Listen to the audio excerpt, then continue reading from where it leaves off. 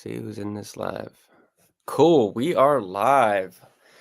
How do I see the chat? How come I can never see the chat In which one? In StreamYard or YouTube? in YouTube? I can Uh, never. Oh, or would no it one, be no on? one's. Yeah, Oh, you can private go to chat. the I'm YouTube. I'm Oh, sorry. you're in private chat. Yeah, Yeah, yeah. there we go. Okay. Comments. Comments. Okay. Yep. Yeah. What up? What up, Jake? How's What's up, man? life, man? How's your Pokemon adventures been this past? What we haven't talked in what? Like, I mean, Oh, we talked pretty I'm much hearing you every. twice. You're hearing me twice. Why Oh am I no. hearing you twice? Should I turn off my Do you hear me mic? okay? Yeah. You're still hearing me twice? It's so weird. I can't hear you now. Hold on one sec. All right.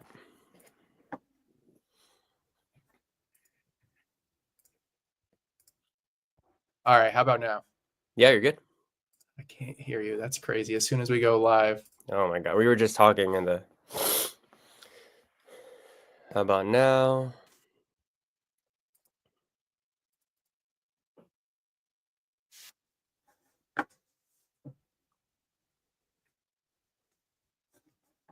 How Yeah, you're good. I can still hear you. I can hear you.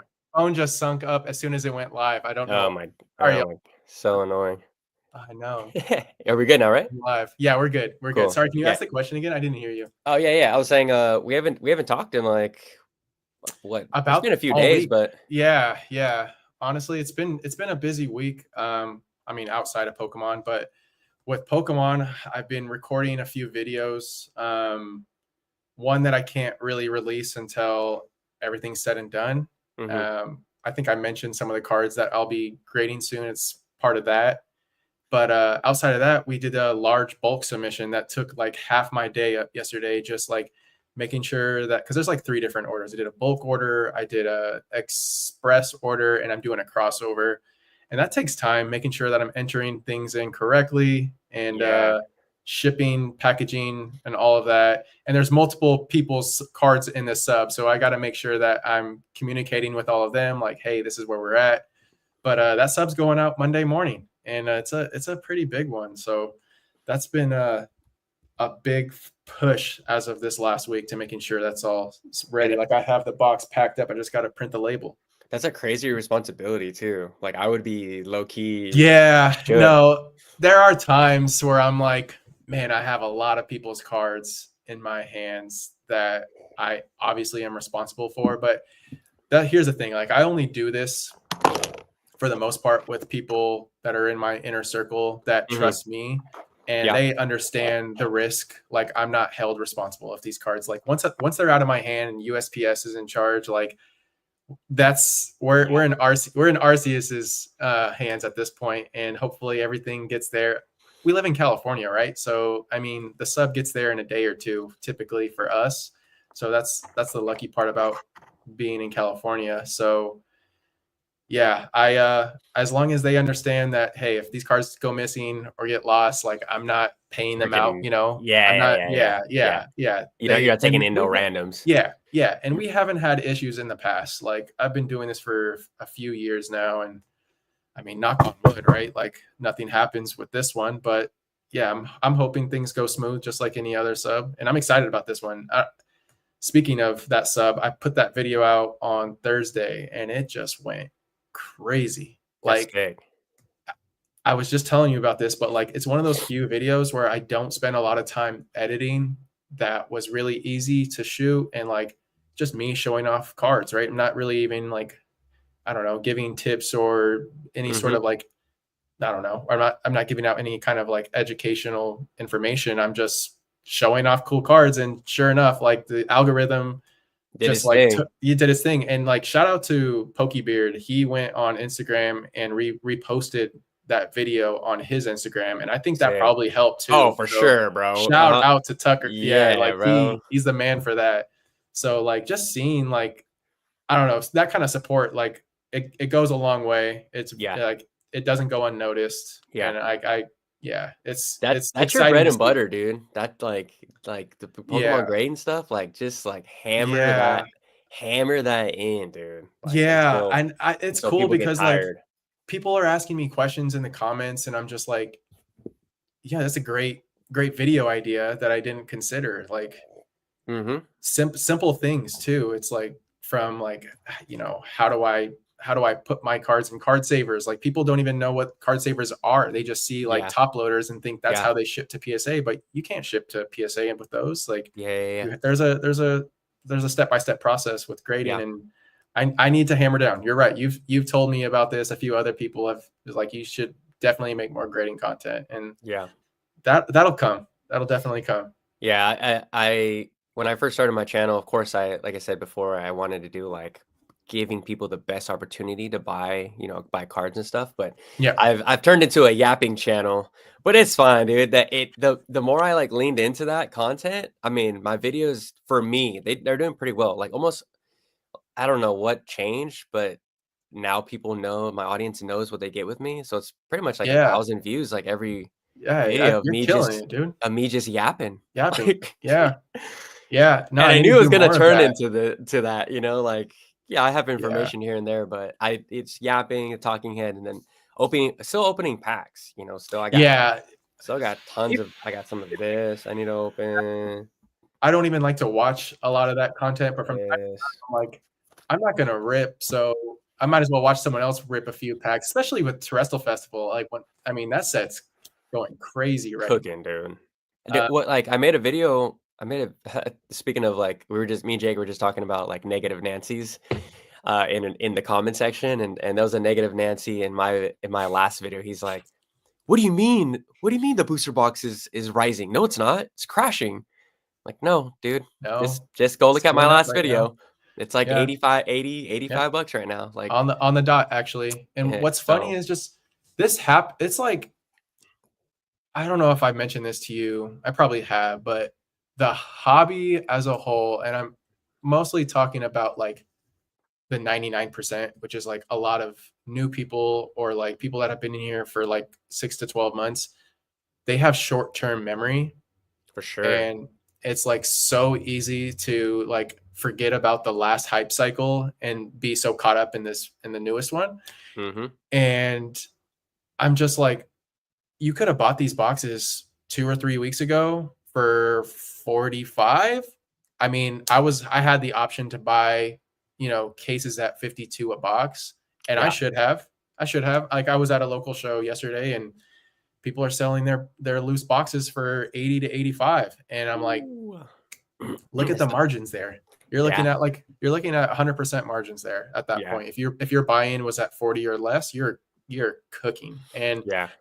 the set will be on at least a short-term rise. I can't imagine it just constantly going up. I could see it going like 151, where we saw 151 just shoot up over Hmm. that first year in Japanese. Hmm. And then there's that huge crash that brought it back down to the 50s. I saw even some at 55. 40s. Yeah. Yeah, I bought a case at 55, I think. I can't remember what I paid at this point, and I paid for a case at like 100 a box at one point before that. So I Yeah. tried to dollar cost average it. I was like, hey, if I can get another case for nearly half the price, I might Hmm. as well at this point. Yeah. And there was like a weird reprint as of like the past month or two on 151 that was very small, that didn't seem to do Yeah. anything for the market. And I see that happening with Terrestrial Festival. We'll probably get like a 30% of recent um that recent initial run, and it'll be like just ate up so fast. Yeah. There's a Japanese 151 reprint coming in January. Another one. Another one. I wouldn't. I mean, I'm not. I'm okay. So I Yeah. say that surprised, but at the same, I'm not surprised. I think that, like we talked about this. 151 is like historical. Like I don't Hmm. care what your thoughts and feelings are about what's in the set. Yeah. It's the set with the most set identity that's come out in the past, like I don't know, 15 years. Like Hmm. Fire Red Leaf Green is like the first original Yeah. 151 set. Yeah. Like you go back to that set, it's 151 all over. It's an amazing set. Yeah. And now with 151, it will never have enough for the demand that we have now. Yeah. And years to come, people will come back to that. Let's say, because like I know we're getting that black, what is that? Black Yeah. bolt Black and white. white flare. Yeah. Uh-huh. Now that's cool for the black and white fans. And even I'm excited about that. I played black and white, and I played black and white too. Barely remember playing them, but they're good games. Good as a good generation overall. Yeah. But like when we get to that set, people are going to be looking for, oh, we have a set based on black and white. We're going to go back to 151. There's going to be a Johto set at some point. Anytime the hobby returns back to something that's got like, I don't know, a theme like that, that's very specific to a generation, they Mm-hmm. come back to the originals, and Mm-hmm. 151 will be that base, that hub going Yep. forward. Like Pokemon understands, like, oh, this was like received very well, Yeah. obviously, right? Yeah. You got Mew on the front, you have every single Pokemon on the box, and when Johto comes out, we'll have a 151 will go up. I don't Mm-hmm. know.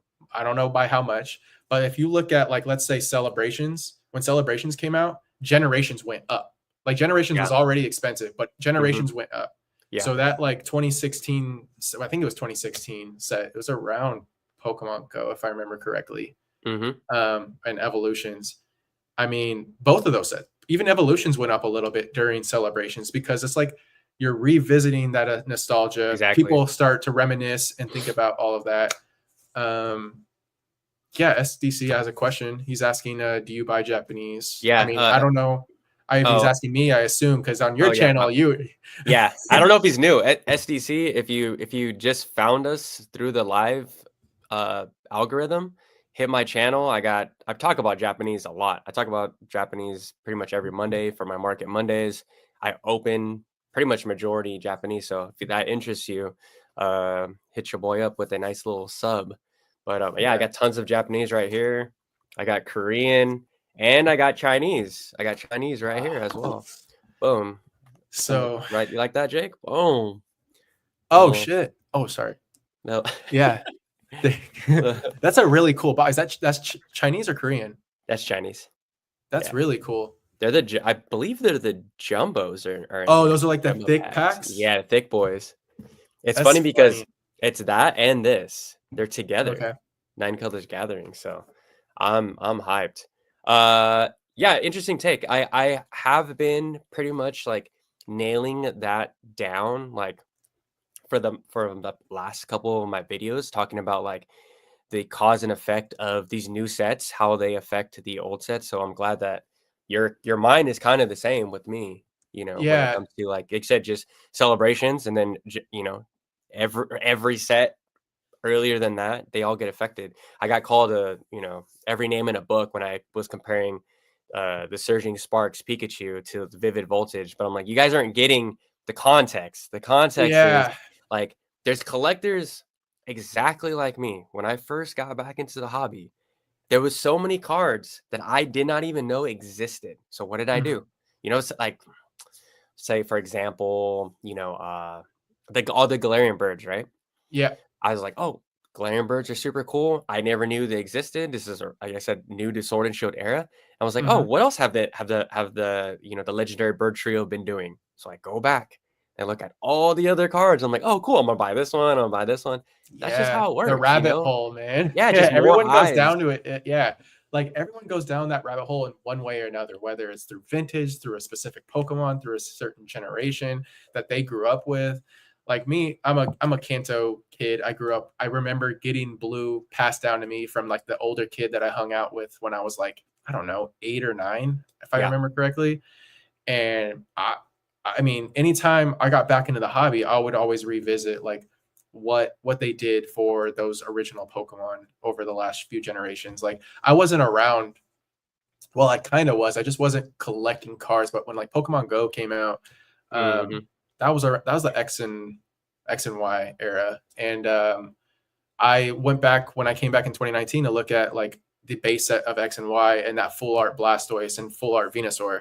Mhm. I still I still need that Blastoise. I had it raw, but it wasn't gonna 9 or 10. I wanted a 10, and like Mhm. it wasn't gonna grade that well. So I ended Yeah. up selling it, and like that card's hard to get in a 10. I think Desi actually in the chat has a 9 or 2 9s of that card. So like it's not easy to find because X and Y had some terrible print quality. That's what But I I'm heard. ranting. But yeah, I wanted to go back to SDC's question about buying Japanese. So for me, when it comes to singles, it's specifically vintage, unique art that's only released in Japan. So like I collect some of the older Japanese stuff, like the McDonald's promos that came out, the original e-reader like McDonald's promos. I have all of those Pokemon in tens. A friend of mine, he actually had a bunch of those packs, and I can't remember when he bought them. Maybe it was like 2018 or something like that. And he ended up ripping them in like 2020, and he Dang. graded them all. He Yeah. graded them all, and he hit tens on nearly everything. And he Oh, sold off dang. some of the bigger hits, but he still had Slowpoke, Chikorita, and one other one, Larvitar. He sold them to me for such a great price in PSA 10s that I could not say no. And then Yeah. I ended up was like, I don't know if you've seen these or not, Henry, but like Mm-mm.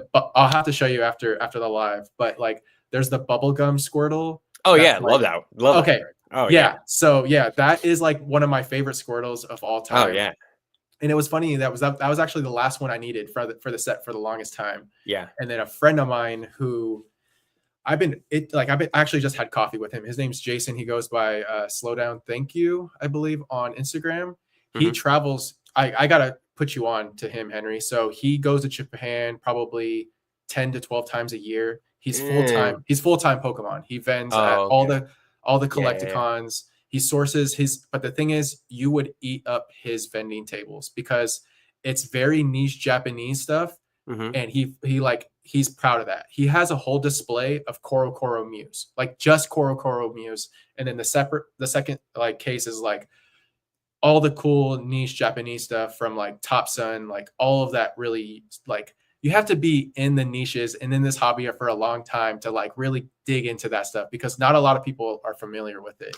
And you go by his table, it's one of the most recognizable, most identifiable, most thematic. That's something he's building on. And he sold me, he had two of them in PSA 10s, and he was like, "Oh, I'm going to give you the one with the swirl." But I actually didn't take the one with the swirl because it wasn't as clean. The other 10 actually had clean, no whitening on the edges, which is a Mm-hmm. whole thing. PSA, Yeah. CGC, they're not perfect, but that was the last one I got from him. And he's actually writing blogs right now about his experience as a full-time Pokemon That's sick. vendor. And That's super sick. it's really cool, man. And I've been wanting to make him do vlogging content when he's going to Japan and traveling and like sourcing and just like his life as a full-time vendor. People would eat that up, man. Yeah. Like 100%. Yeah, I had so much fun going to Japan, and my girl was like my cameraman. It was so fun, like just Yeah. I exploring would all the cool yeah. shops, and I mean, I was texting you the entire time, but dude, it was amazing. There's so many amazing small card shops that just get no love, and Yep. those cards are dirt cheap over there, like Yeah. absolutely dirt cheap. And you could find some vintage stuff, at a deal, but you are gonna have to be looking, but. Yeah. It was amazing. I can't wait to go back, dude. Like, so good. But tell your Yeah. boy that has the Japanese vendor you were telling him, if he has any PSA 4s, dude. I need to get you off that. I'm your guy. There's Where's oh my gosh. Hold on, let me grab it real quick. Yeah. Yeah, and then SDC, when it comes to like sealed Japanese, I only collect. The only sealed Japanese I have right now is 151. I bought 2 cases of one with 151 Japanese. Yeah, we need to get you. We need to upgrade that to at least a 9. At least a that 9. does it for me. It looks, dude. Look, can you read the PSA grade? Nope. Well, it could be a 10. Oh, we know. Oh, that's so funny. Like, Eric's in the chat. Where is Eric he, in here? man? Yes. Going back with me, right? Yeah, of course, Eric. Of course, man. Me and Eric have we talked about just going for like 4 days. Like, dude, it's so cheap. Yeah. Yeah. Yeah, something Eric short. Eric snores a lot, so I don't know if I can be in those tiny little Japanese rooms with Eric. Yeah. But he's a cuddler, so we might do okay. That's funny. Yeah, I need to get him side by side with you on the next live, or at least a future live. 2025, Eric, you're getting on this live with us. Yeah, bro. He said he was down that last podcast. So he might have. He just showed me his Trestle Festival package that just came. Oh, so what did he jealous. Get? A few boxes? Yeah, 3 boxes. Yeah. Or okay, Trestle Festival. None, I don't think. Oh. Yeah. I mean, So, I'm hearing that. I mean, from what I've seen, the set is really fun to open. Like you mhm. get an SAR in every box, which is cool. I mean, I saw some of the evolutions over this weekend at the local show, and yeah, the textures are unique, man. I feel like the cards, like there's certain parts that almost remind me of English, like non-textured V's. Like they got Mhm. like the similar texture now, and I mean, you open a box, you're guaranteed at least something cool, whether that's a trainer or one of those unique, like that Raging Bolt SIR and Yeah. Roaring Moon are fire.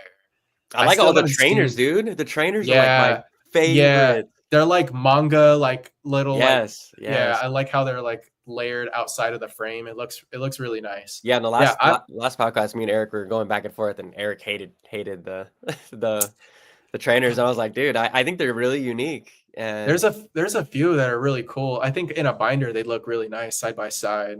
yeah, for sure. Yeah, yeah, exactly. Where's your box at, Henry? You need to go to Dude, risk. He's asking right I'm now. slipping. I was well, okay. Here, okay. Let me defend myself. Let me defend myself. So the set was like at 55 at this point on Yeah, like TikTok, all that stuff. And I was like, okay, I'm just gonna wait, 2 weeks. It'll probably drop down to 60-ish dollars, 70-ish dollars, and then right now it's at the $85 yeah. mark. So, but It's but up right now. but I didn't know that the I did a video last like maybe the day after, maybe 2 days after Terrestrial Festival just came out, and I Hmm. was seeing the Jolteon for like $30 sold, Yeah, yeah. Vaporeon $50 sold. I made a full video, right? So I was like, okay, I'm onto something. It's gonna fall. It's just gonna fall next week. Next week I'll hop in.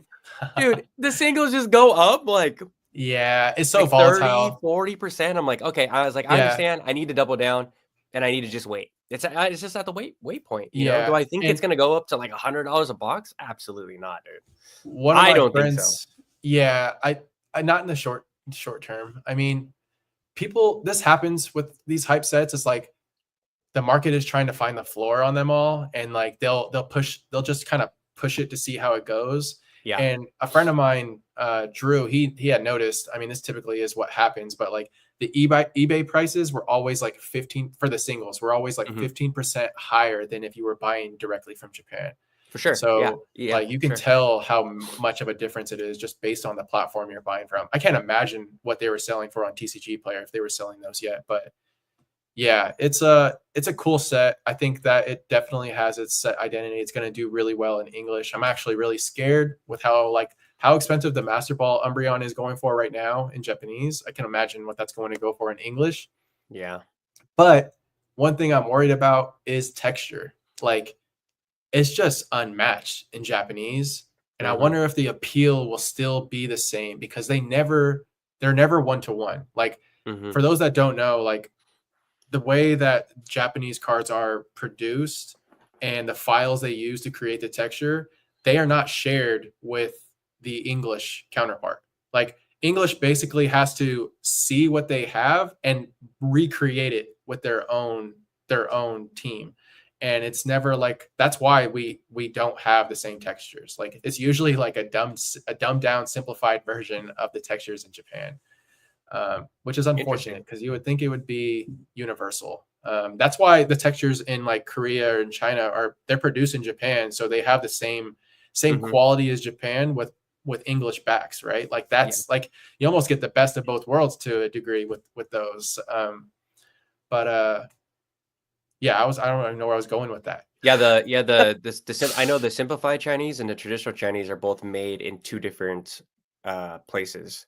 Okay, And then the Korean ones are made by Pokemon Japan. yeah, I know That's what that I for was sure. yeah, that's what I was told, Yeah. yeah. But, yeah, it's gonna be interesting, dude. I made a bubbles gonna pop video. So, and if I'm wrong, like, whatever, dude. Yeah, yeah, Again, yeah. people I like mean, we're all speculating. yeah, I yeah, yeah, mean, it's fun, it's fun, you know? yeah, I we like I I I gotta remember that people they feel so strongly about their cardboard, which I do too, so do you. sure, sure. But I also have to, like, be careful what I say sometimes Yeah, and and you also with have to my think about it. predictions and stuff, and Yeah, and like on top of that, you're also thinking about like you got to think about like, does this person have this card? Do they not have it and they feel this way because they don't have it? Or is it because Yeah. they have it, they feel this way? It's like, yeah, you know what I mean? Like it could Mhm. go either way. I mean, I'm bothered that the Greninja is as high as it is and never really dropped in English. To me, that artwork isn't that. I mean, I know you have a Love different it. opinion of this Yeah. card from Twilight Masquerade, but it's a weird, unique case where you see a card like that that performs so well at the beginning and not have a fall off. Mhm. And I I'm I'm a bother that that card's still 750. Like it doesn't make sense to me. I know Twilight Masquerade booster boxes were like a limited print run compared to other sets, but I don't know, man. We'll see. So like, yeah, that card I still need it, but I'm not gonna say that it doesn't deserve it based on like how print runs have been with that set. Yeah. Pokemon Center ETBs are out of stock. I caught that. What's funny is I put out a video of the Pokemon Center ETBs, and that same day is when they had a restock, and I bought a case. I was like, Yeah. I'll take four of The those. the the market's get really gonna be tested. Like if there a stress test is really gonna happen in this next back end. I'm like, okay, you guys like the Greninja? Let's see how much you guys like the Greninja. Yeah, You like that Pikachu? We're gonna yeah, see how much you guys exactly, like that Pikachu. When a exactly. Jesse and James card, you Yeah, know, yeah. When the uh, Rockets Mewtwo comes out, yeah, exactly how much you yeah, guys. But we could be wrong, but yeah. it's So gonna be very interesting. I've been thinking, and this is all just theories, speculation. So you know how we're getting this Black Bolt White Flare set, right? Hmm. So to me, it's very weird that it's going to be literally like this Scarlet and Violet era set that's focused on black and white, right? Yeah. Hmm. So I'm thinking, and over the last few sets, we're gonna have some like one-offs, like 151, this black and white set, Hmm. but it's all gonna come back together cohesively for set 12.5. Hmm. So you know how with like, and I have a few theories. So like I think I mentioned this before with like Paldean Fates, we got our shiny SIRs. Those are still the only three shiny SIRs or SARs that we've got so far in the Scarlet and Violet era. Hmm. I think we're going to get more of those in next year's December, January holiday final Scarlet and Violet set, right? But you know how Crown Zenith had like the 4 gold cards? Hmm.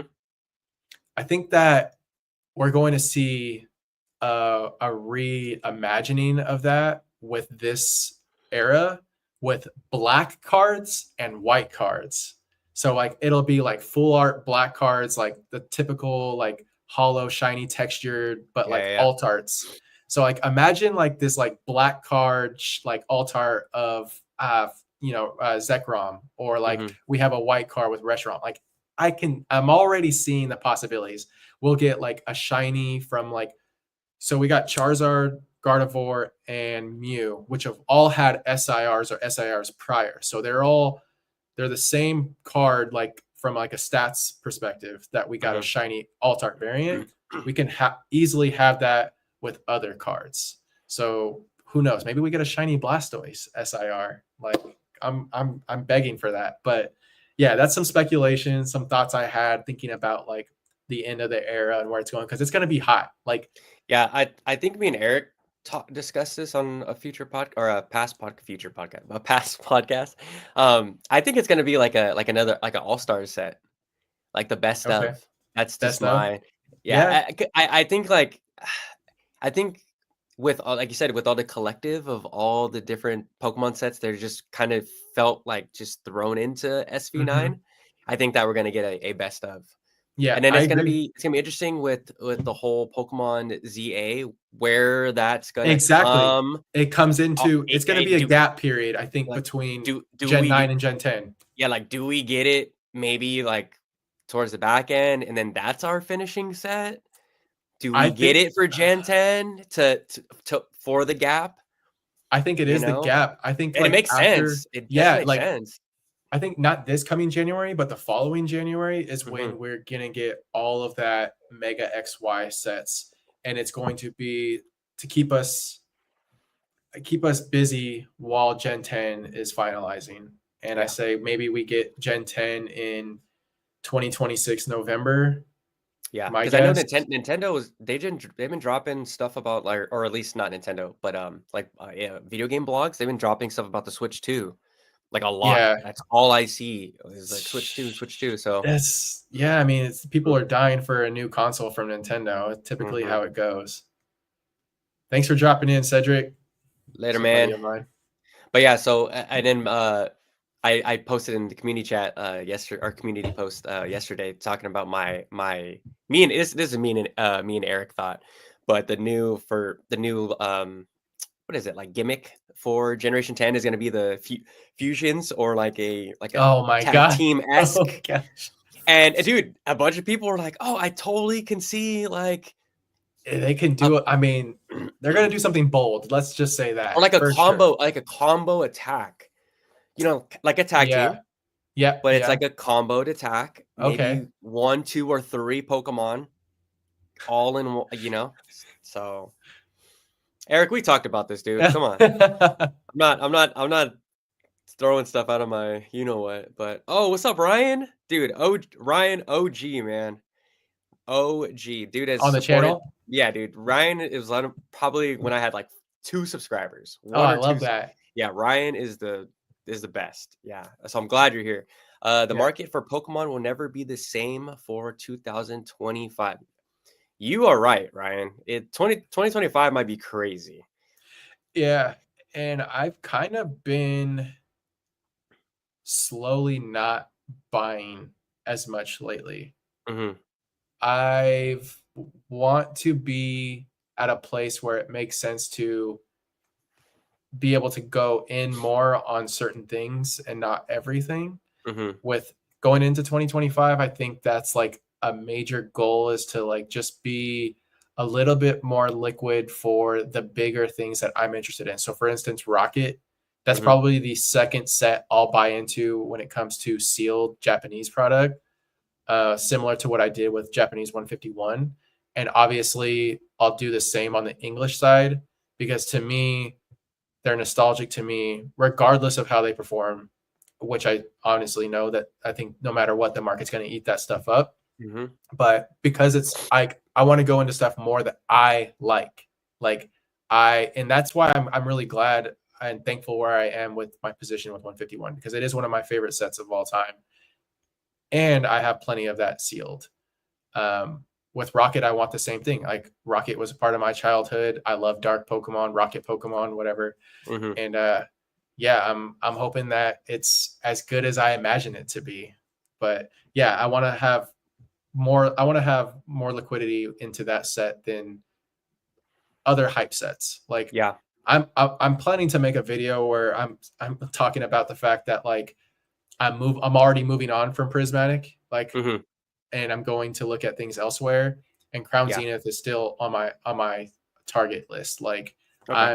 I'm prioritizing Crown Zenith in January, when people are way too attached to their prismatic evolutions, because Hmm. Crown Zenith will be 2 years old. It's still really cheap.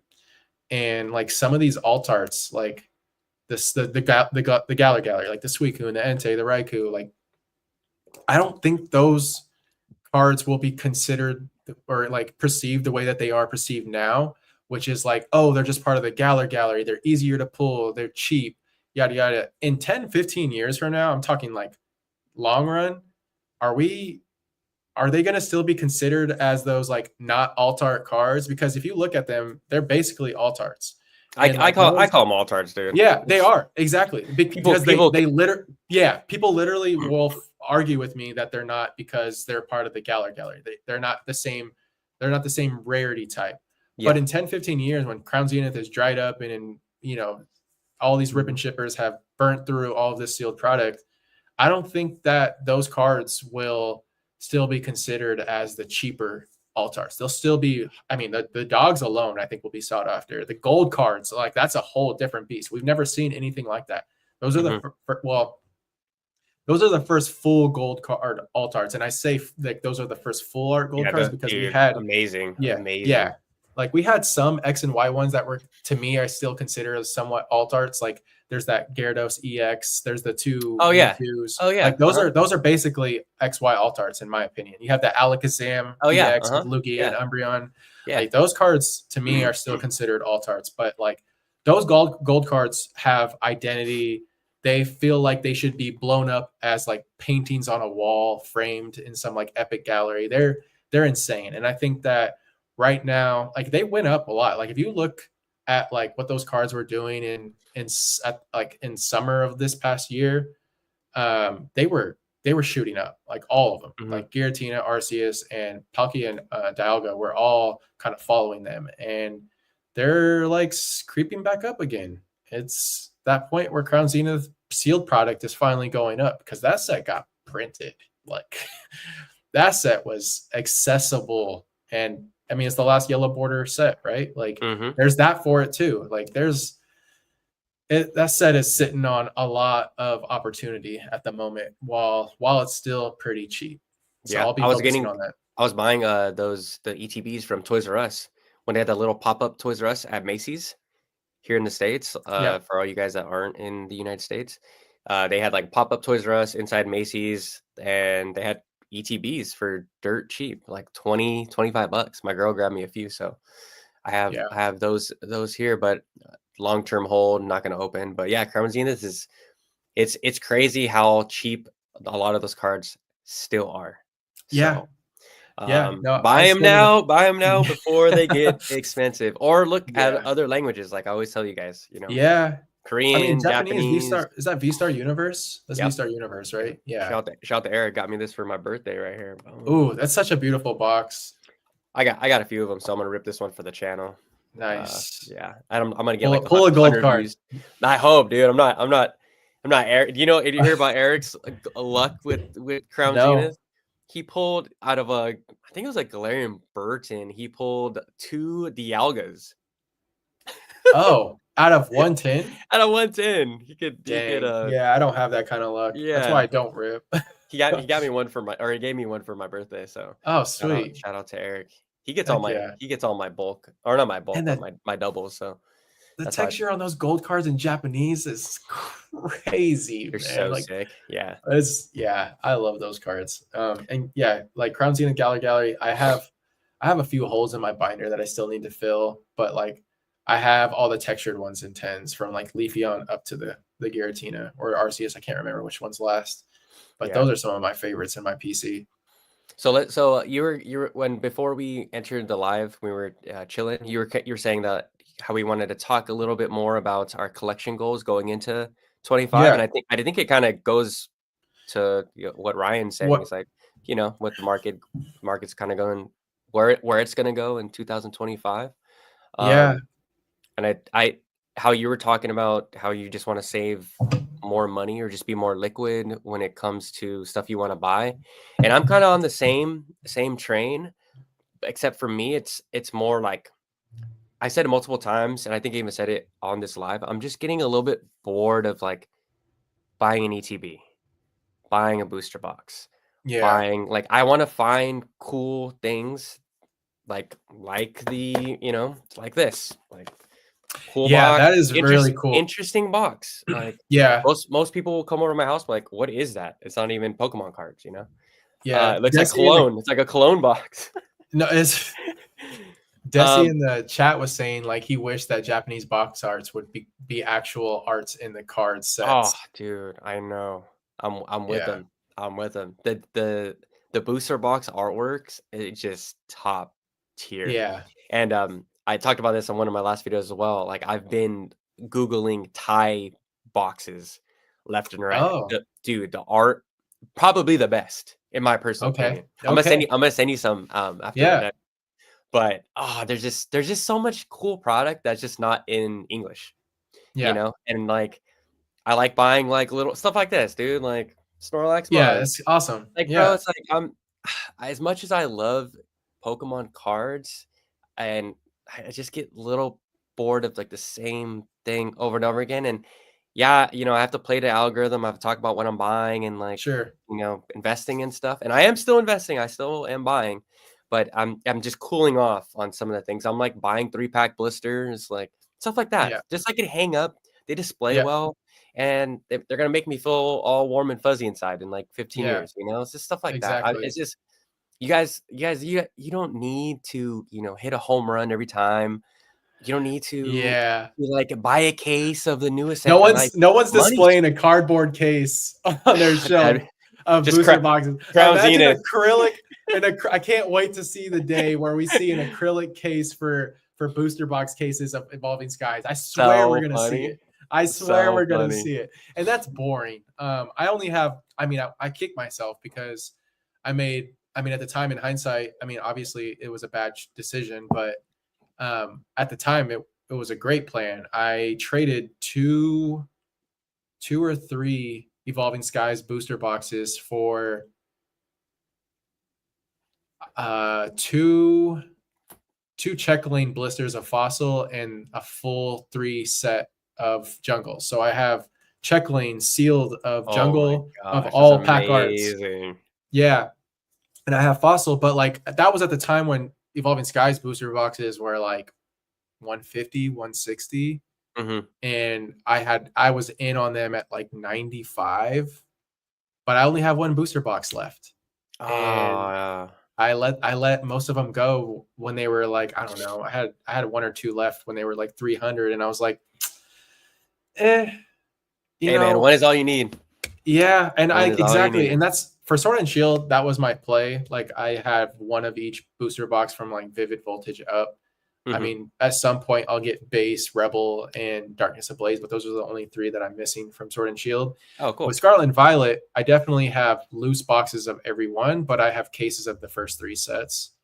Um, but yeah, those aren't fun. Those aren't going to keep me warm and fuzzy. Like those are just, set and forget type things. I'm not putting that in acrylic or putting that on a shelf. Yeah. Um, like I just recently got a acrylic for my Evolving Skies booster box and the Pokemon Center ETBs, Yeah. and they look nice. Like they're Yeah. they're yeah. So like I I wanna get it. ask a question not only to you, but guys in the chat too, gals in the chat too.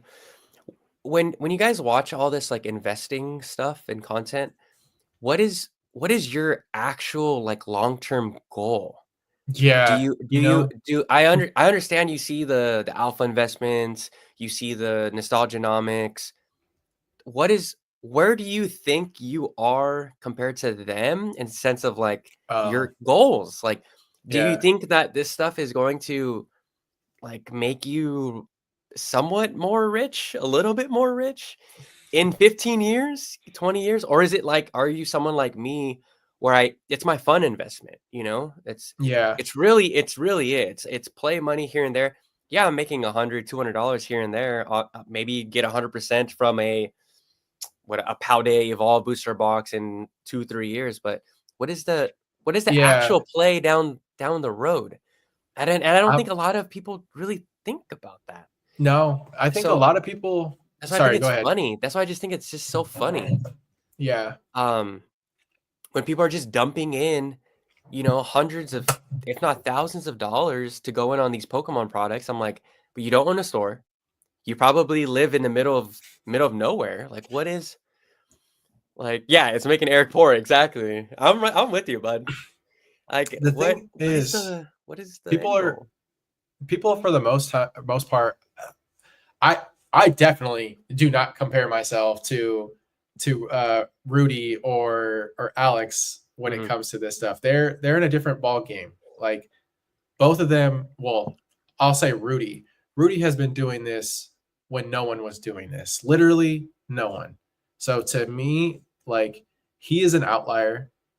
I will never have a cardboard investment like he will, and that's totally okay with me. Mhm. Alex, he has a lot too. Now you can see it in his backgrounds. Like he's got the I know. typical I've got sealed cases in the background. It's like, hey, here's my credibility check. I actually invest in that. And that's fine. Me, I'm a set and forget it. Like I do watch this content, but I'm not watching this because I want to see charts move, Mhm. millimeters up and down, right? Like to Yeah. me, it makes it that does nothing for me in the short term. And I'm not going to panic sell any of this stuff. To me, it's Yeah. like I want to I want to hold it for 10 to 15 years, and Mhm. I'll come back to it. And there's stuff that I have in acrylic that I appreciate more. That's probably something I'll never sell. Yeah. And it's just like a memento from this whole hobby experience. And like, I can literally see like a timeline of Yeah. all the stuff I was collecting. Yeah. So like I'm a collector with like a slight investor mentality. Like I have a lot of sealed product that I will sell at some point. Like I have like boxes of check lanes of Silver Tempest that I got for like $1.50. I just went in on Target ETBs on Black Friday. I got 9 ETBs, and I'm probably going to break them all down and just for the packs, because to me that space is too much space. Like, and Silver Tempest at $20 a box, I don't even know what per pack that is at that point. It's got to be like sub 250 at that point. Yeah. So to me, is like there's certain things that I'll sell. Like I'll sell my loose packs to a rip and shipper 5-10 years from now. Like why not? Like Yeah. I'm gonna make money there. But like certain booster boxes or certain elite trainer boxes or like sleeve packs or booster bundles. I have like a 151 booster bundle that I actually put in acrylic, like a single booster Sick. bundle. Yeah. Because I love that set. Like I told you, like Yeah. I'm a collector first before I invest in this stuff. It's Yeah, it's fun. I mean- It's funny how it's right now. I just want to harp on one thing that you said about what did you say? I Oh, wanna a grab a panic. few things. Oh yeah, yeah. Panic selling, right? When Nostalgianomics, he made a video talking about, he's like, oh my gosh, everyone's panic selling, the market's gonna crash. I'm like, how are you panic selling? How is the majority of people panic selling? Unless you have a very popular eBay store or a pop-in Facebook marketplace that you've been selling on for years, that you established a connection in the local Pokemon community. I just don't understand how people are panic selling in these guys' videos. And I just don't, it's just like, it's not even worth a comment. I'm like, who is panic selling sealed Pokemon Evolving Skies cases? Like, the people that have a lot of that, I can't imagine them being in a position where they have to panic sell if they're sitting on cases like that. And even if they're panic selling Evolving Skies at this point, they're making such good margins. It's ridiculous. Yeah, but how do you even panic sell? Like in this market, so that's the thing. That's a great question. And that sparks a lot of where I think the market is right now. So something that I've noticed locally is that my local card shops don't have a lot of singles to sell as of I want to say the last month and a half or two. Like one of the most popular card shops that I go to that's really driven by playing the TCG barely has any singles, and I'm going, why is that? Are they just not buying as much because they're being pickier? No, obviously not. The reason is these people that are buying these cards are able to sell them for more elsewhere, because the market right now is booming. And on my phone, let me turn that off. Can you hear me still? Yeah, you're good. Okay. And it's because the market is booming and no one has to panic sell because everyone's paying way too much for things. But that won't last forever. Like we saw panic selling when I want to say, when was the last time we saw like a good panic sell? It was before my time. I mean, no, not even that. I feel like there was times where people were panic selling when people were thinking Evolving Skies was going to get a reprint in 2023 or 2022. Oh yeah. And people are, I mean, you go in the chats sometimes, like prior to this recent boom, people were always like, is this a good time to sell this? Like, should I be putting my money elsewhere? And it's like this constant like opportunity chase that people are after, and like fearing that they may have bought into the wrong set.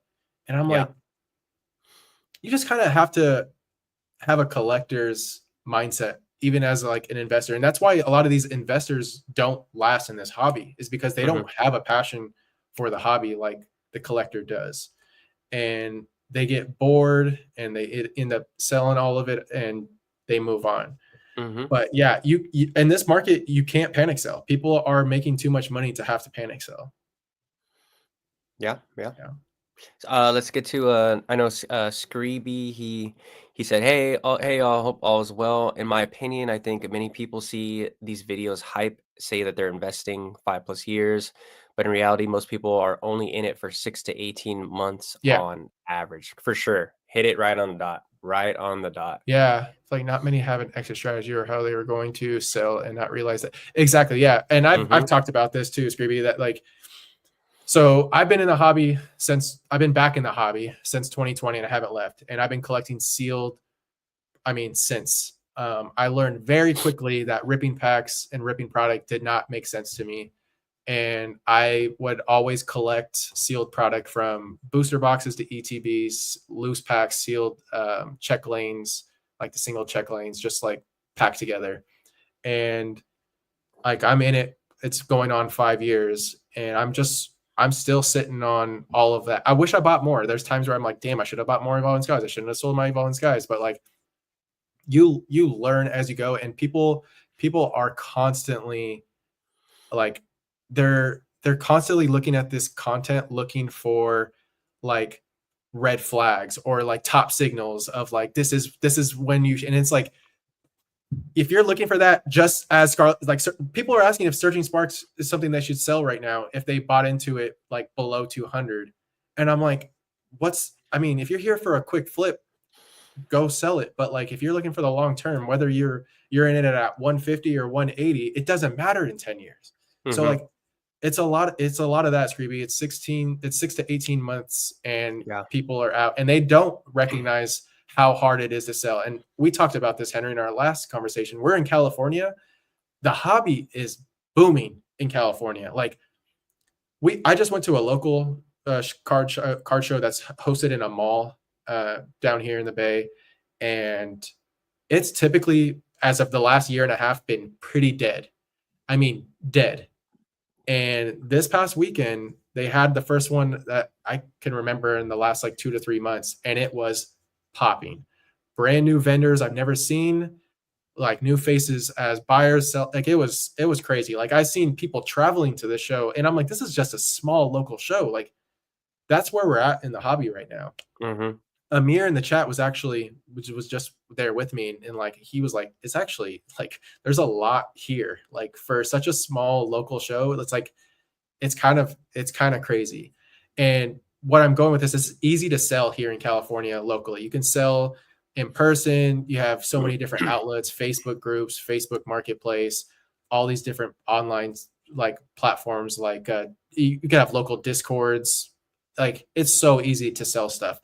But like for people that don't have access to these types of like local events or card shops, like even card shops, they're never going to offer you 80% of market. I mean, Exactly. especially Exactly. on sealed product, it's like, come on now. And people forget about how hard this could be, especially as like a new eBay seller that doesn't have a lot of feedback. That's why like anyone that's planning to sell this stuff in 10 years, you need to start building feedback on your eBay now. You need to start For sure. selling small things every week, every month, and build up that credibility, because people that come to your eBay account 10 years from now with one feedback, or like you have 97% with one or two sales, like they're less inclined to buy a sealed Evolving Skies box from you Yeah. than someone that has, credibility, right? And I Mm-hmm. think that's like something I'm thinking about too, because being someone that's been in the hobby for a long time, I've kind of slowly tried to create my own branding with like obviously the content creation, but like that branding lives everywhere. I have a face to the brand, right? Like if I'm going to be selling something, I feel like people can come to me and trust that they're going to get what they bought, or you know what I mean? Like if I'm doing a trade or I'm middlemaning something, like they see my branding, they see my face, they know. So like I feel comfortable 5-10 years from now if I'm selling some of these like sword and shield boxes that have just 10x whatever, I don't know, they could come back down, who knows. The hobby could be in a pretty dark place in 10 years. We genuinely don't know. I'm not Yeah. saying that's going to be the case, but it could be. And I think it's important to think about like as like someone that's doesn't have a face in the space, at any in any way, whether that's just someone that buys and sells on Instagram, someone that's an eBay seller. Like, you have to have that credibility in the long run, because I mean, then again, there's plenty of people on eBay that just buy from whoever, that don't even know how to like navigate eBay as a platform. But Yeah. it's tough. Like, eBay obviously is going to support sellers that have their foot down and have a lot. Hey, Quilly's in here. What's up, Quilly? But yeah, I'm ranting. Well, yeah, That's like something to consider. here's my take. Here's the contradiction to. I mean, I think you're 100% correct. I'm just not sure what percent of the market is that. I think a majority of the market is collectors like my friends that spend way too much money on Pokemon cards. If that's slabs or sealed, and then they think, or they go to these investing channels that show the price go up, dollar price go up, and they're holding these things and they make it feel like it's a better decision. Their bad purchases are a better decision. I mean, Hmm. I have at least 10 people I can name from my friends group There's definitely a pride thing there too, that right? that It's think like like they, that. Like, yeah, have the app. I told you, like, they have the app, like, oh, my look at my collection, it's like going up in value. I'm like, bro, like, yeah, that's I like, you're know. just It's you like, you just you want those cards. You just want those cards. Like, that's fine, but it's not an investment if you're. And I think the majority of people that are watching the Nostalgianomics, even the Rudies, like, they just want to feel good about their bad Pokemon spending habits, and they're like, "Oh, I'm investing because I'm not ripping it." But it's yeah, still there. You still own it. You yeah. still bought it, and most people have no intention of selling this stuff. Yeah. As much as they It's say they are, they have no, yeah. and they probably don't even have an avenue to sell this stuff. Like you just said, like, your whole spiel of, like, building a store, building a face to the store. Like, bro, most of these people, I could say 10, 15 years down the line, they're gonna let it go in a garage sale. They're gonna forget about this Oh, Pokemon sale. They're gonna, like, yeah. it's just Yeah. this is all just new, fad, hot topic stuff. And, like, I'm excited for Pokemon to hit that, like, that lull period, the sleepy period again, to You then see know, this, like, who's left, like, who's it's so really left. funny. Yeah, so I want to add to two things. Um, so I think that, how do I phrase this? There's going to be, like, I really appreciate the lull points, but it's so funny because during those lull points, I was almost kind of nostalgic for that pandemic era, because like I never want that to happen again, but we're already kind of like, some of that's happening, and it like kind of gives me the ick. Mhm. Like, I get a little cringed out by some of the behavior I see online, and You talk about, like, the um fights at yeah, like Costco and, like, stuff like that's a that, given, yeah, but or the like, scalping, or it's like people's attitudes change, mm, like, and I don't know. It's like, it's something also I want to bring up is, like, you mentioned, like, people watch nostalgia because they want to like feel like the decisions they made in this hobby were the right ones, right? And mhm, like, it's there, it goes back to that simple concept of like seeking validation, where like you search something on Google, and if you write it a certain way, you're going to get the response that you want. yeah, yeah, And yeah, yeah, someone that wants to hear it the opposite, they're going to get that. Like, it's crazy how the internet works. But mhm. yeah, there's a lot of people that are just seeking validation for their bad decisions in this hobby. And I, I'm not. I don't always make good decisions Yeah, in bro, this I'm hobby. guilty. I'm talking about myself, you I know? mean, To an I extent, made I'm guilty. I've bought Yeah, a few cards for my PC that I shouldn't have bought at that time. Although looking back, I'm glad that I bought them because they're up. And I'm like, yeah, well, yeah, I yeah. mean, but at the same time, I'm like, sometimes you can hurt yourself. And I've definitely hurt myself in this hobby, where I'm at a point where I'm like, ooh, do I have to sell some of this stuff? And I don't want to be there again. That's Mhm. why I'm going to be far more liquid into 2025. Yeah. And yeah, that's my thoughts on it. I think that most of the time, these people that call themselves like an actual investor in this hobby are sitting on a box or two, and they're they're nervous about, you know, their spending Yeah. habits because they're going to end up ripping it. If they don't end up selling it, they're going to end up ripping it. Exactly. That's why And it's then like you're it's so hard for me, bro. Like I think that's like one of the first topics me and you had when we just became friends. Like how I just think like this whole investing space is just such a joke. Like to it's me and like personally, because like I'm in like real stocks, real crypto, like real money that can move really fast in and out. And I see stuff like Pokemon. I'm like, dude, you guys are fighting and arguing over like a $15 like uptick that you guys can't yeah. sell right now. Like Yeah. it's just a little ridiculous, but Yeah. it's fun. It's fine. Yeah. And it's People that want to funny. do this, that really want to take the investing seriously, they have to consider a lot of factors about themselves in the long run. Like you have to really think Yeah. if you are buying this in the long run, you have to think about how you're selling this stuff. Mm-hmm. And it goes back to what we were saying. Like, you have to build credibility in this hobby in some fashion. You can't just be some random TCG shop on Mm-hmm. TCG player that no one's ever heard of. Like, you see how they TCG player like will push certain sellers that are what are they called, certified sellers or something Mm-hmm. like that. Like in 10 years, man, there's gonna be like a I think there'll be a lot of I'm not saying 10 years, but I am at the same time. Like, there's going to be a point in this hobby where people are going to dump a lot of product, and Yeah. we're going to actually see how much product there really was over these last few eras because Pokemon's printing more and more every year. And Mm-hmm. the demand is getting higher and higher. And I had a conversation with another friend about this that like people always talk about the supply aspect and like Pokemon keeps printing all this, but it's never enough and no one really talks about like the demand aspect. Mm-hmm.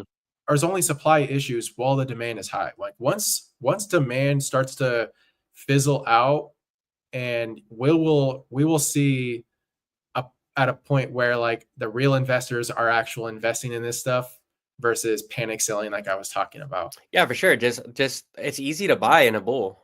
It's really hard to buy in a Yeah, bear, because you know? exactly because like there's less risk, right? If you can Yeah.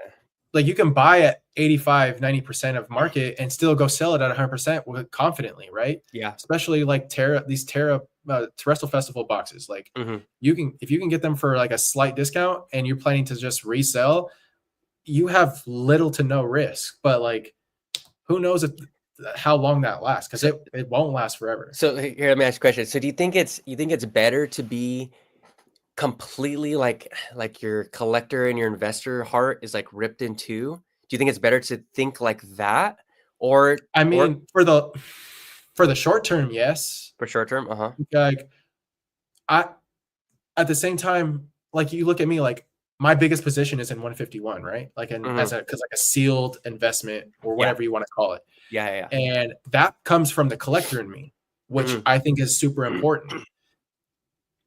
Evolving skies, as much like it's going to do well. Like I'm not trying to say that anyone that invested in Evolving Skies made a poor decision. Obviously, you're killing it. Like if you put a lot of money into that set, but I don't think anyone saw that set and was like, "Oh, that just hits me in the nostalgia," right? Like Mhm. it's none of that. It's just because it's an evolution set. It's a hyped, very set like identifiable set. Mhm. And with 151, it's got a lot of heart and collection like aspects to it, like collector aspects to it that what made me want to buy into it from a sealed perspective and graded cards. Like Mhm. I've been doing that too, where I have multiples of most of those SIRs because I believe in the set. But that comes from the collector aspect that supports that investment decision, right? Yeah. So like I guess you have to find out when to turn on and turn off your brain when it comes to keeping that connection alive. Yeah. Because like if you are investing in this stuff, it's not about having to hold it all for that 10 years. It's about okay, like oh, I can liquidate this to put more into this because I believe more in this set, which is something that I actually want to do. Like there's some Sword and Shield product that I have at some point that I'll probably want to liquidate into more ultra modern stuff. Like I have a few things that I would trade. I have a friend that's a vendor that I just saw over the weekend that has a sealed case of Pokemon Center 151 ETBs. I have a sealed case, but I'll take another. And I would liquidate some of my Sword and Shield Pokemon Center ETBs to put into that, because I believe more in that set than I do those other sets. And Mhm. it's about like optimizing your investments to some degree over time. Like, I'm not just setting it all of it and forgetting. Like, I keep track of what I have. I think most people should. You shouldn't just be. I know you don't. I know Mm-mm. you don't. But I think And it's important to at least know what you have. And I'm not saying you should be watching content every day to watch, like I said, like that chart move a little flicker. millimeters. Yeah. But like once every 6 months, once every year, you should actually do analysis of like where your buy-in was compared to where it's at, Mhm. and look for maybe certain trends that you're seeing and seeing like, why is this doing this? But like keeping a pulse on the market every day as an investor is doing, and the hot Pokemon hobby is doing nothing for you. Like, Yeah. it's Yeah. like I Yeah. I know people that buy a bunch of sealed and literally forget about it, and Yeah, they're that's up. yeah. And it's like, hey, it's like out of sight, out of mind. Yeah. For all the people that are here and from I mean, obviously, we're on my channel live, but you guys know how I feel about, collecting versus investing. It's like I've made hundreds of videos about how I feel. But, yeah, I just collect what I what I want, what I Yeah, like, the booster box artwork, and then if it's investable, I'll talk about it, it's cool, and if not, I just set it and forget it, Though I have yeah. some plays, sure, but for the most part, it's just me collecting what I think was cool, like how you were saying, you're like, when you were talking about Evolving Skies, you're like, did people see that set and, feel nostalgia? That's actually why I went to Evolving Skies when it Oh, first came out. Oh, because I was like, Evolutions, Dragonite, like, that's all I needed, and I was like, it's and then same thing with Brilliant Stars. I was like, when I first got back in, I was like, "Oh," like, did I tell you what I would do when no. it came to, ripping sets? I would just go on the TCG player, they'd put, like, the chances of getting so I would just look at the chart, I'm like, "Oh, this one has, like, a 1 in 40 chance, I'm just gonna go buy 40 blisters," and that Oh that's no. that here's my dice roll at the roulette or at the craps table, so that's how I've always been, and I'm just a set it and forget it, but more just collecting Yeah. what I want. And if it goes up, it goes up. If it doesn't, Yeah. it doesn't. And if it all goes to zero, like I'm You gonna have just fun rip. ripping. I'm gonna Yeah. rip all of it, dude. Like that's why it's so hard for me to like make some of the content that I make and be a part of like, this the talks at times because I'm just like, dude, like I just collect what I want, and Yeah. that's really it. That's really it for me, and I Yeah. and I maybe I will, like, I think maybe once I was talking to Eric about this, but we're like, "Well, why don't we invest a little bit more, like, into Pokemon, into the In big this sets," hobby you right know? now, I Mhm. think you should, like, you can literally just like go into autopilot in this current hobby right Yeah, now. yeah, yeah, Like, yeah, for and sure.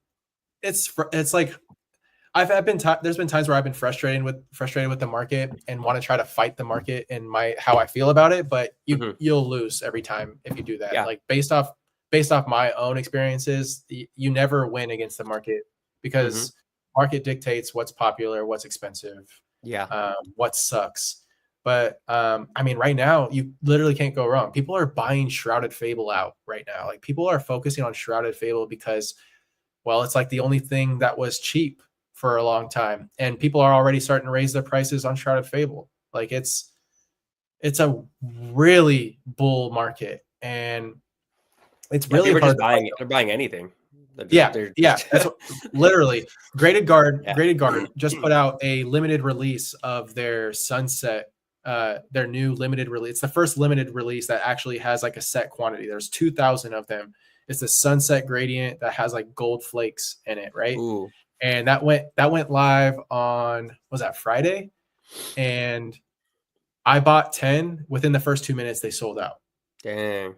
So like, not only like the cards themselves, but people are buying out graded guards for their slabs within minutes. Like, that's Yeah. how bullish this hobby is right now.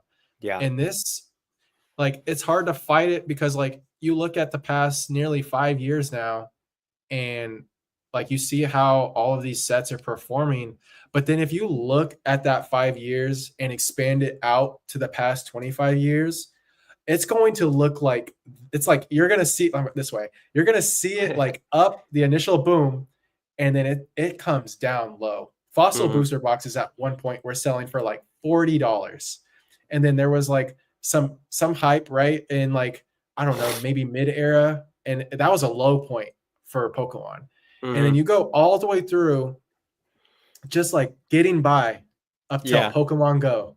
You got Pokemon Go that brings a spike. And then you keep going, Pokemon Go and evolutions, like all of that. And then you see this pandemic, and it's just going, bro. It's just going. And it's like this is such a weird place in the hobby compared to the entire timeline. Yeah, in its And entirety. it's so wild to me because like my mind wants to fight it because of like how different things are now, but at the same time you have to be adaptable, right? You have to be Yeah. adaptable, and you have to understand that the landscape in this hobby has changed Hmm. up until 2020. Like I swear, like live auctioning, like whatnot, drip, all of these eBay live, like everything that's changed the way the hobby moves now. Like not only are they just like consuming all the sealed product, so no matter how much Pokemon prints, this sealed product is going to dry up because of how much of it is live ripped day by day.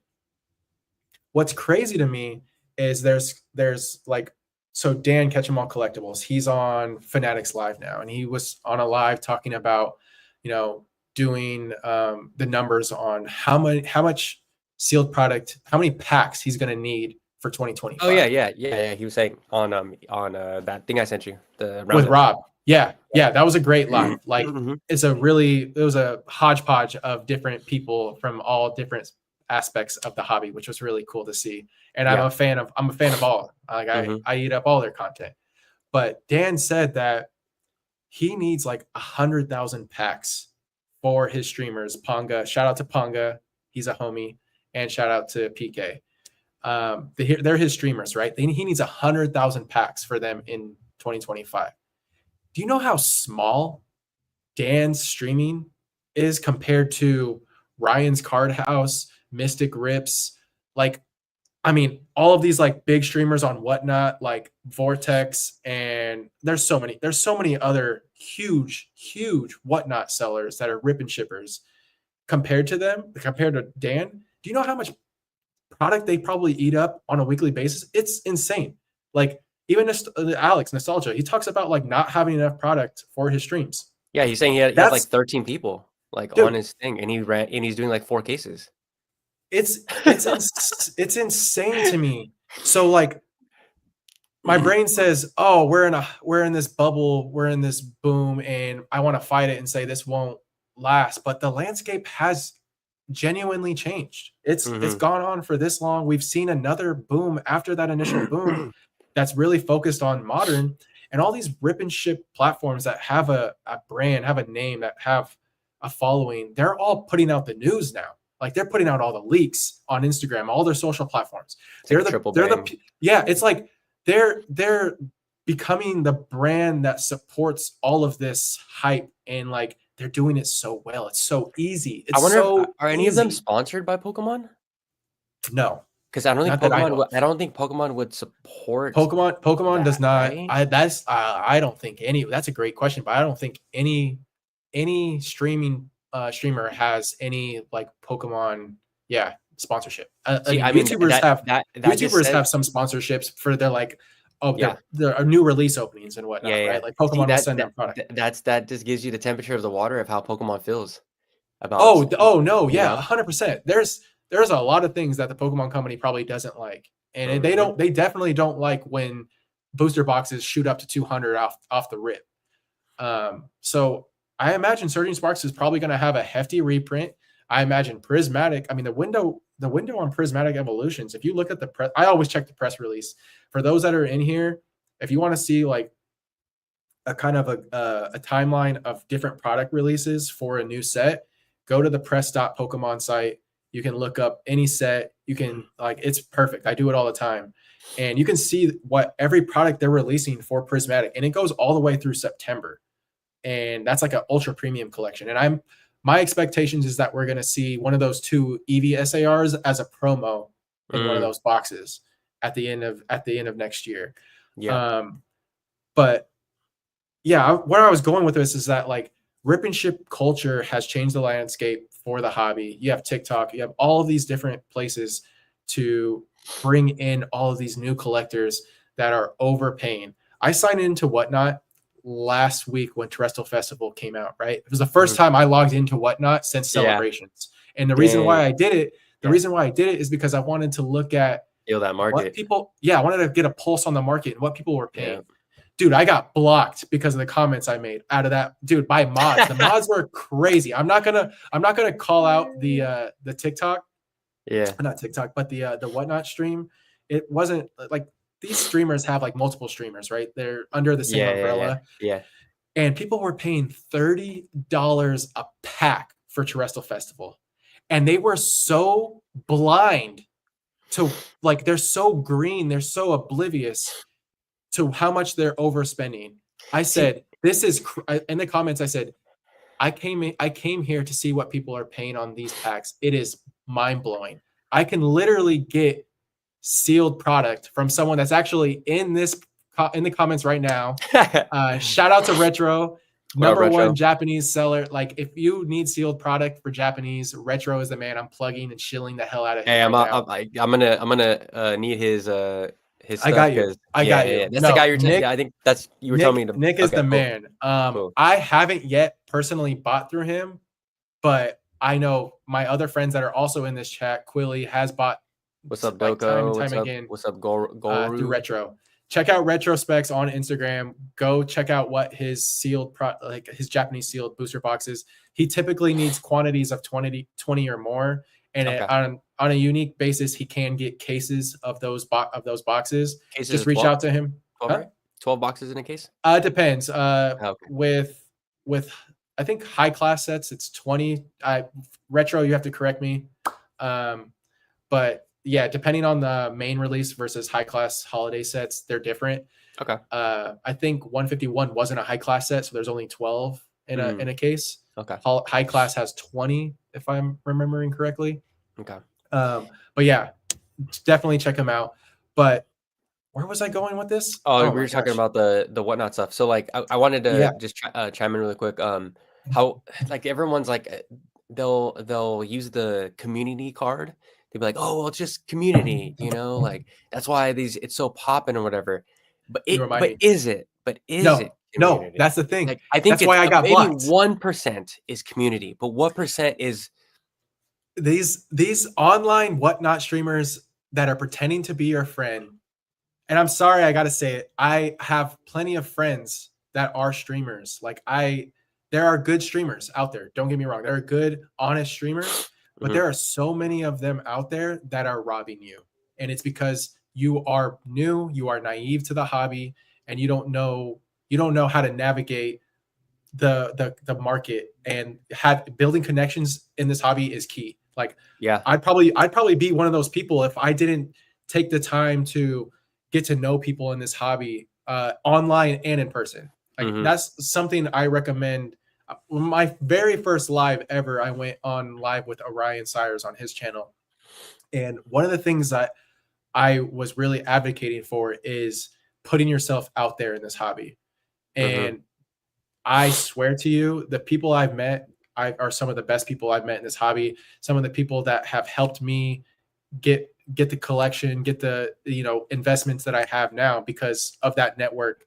And you build that through trust, like 100%. And as soon as someone like brand new comes to this hobby and goes on to Whatnot, goes on to Fanatics Live, goes on to TikTok, and they get burned by someone they thought that they trusted, man, they're gone. And we lose someone that could have been a huge pillar in the hobby because of that poor experience. And it's sad. It's really unfortunate.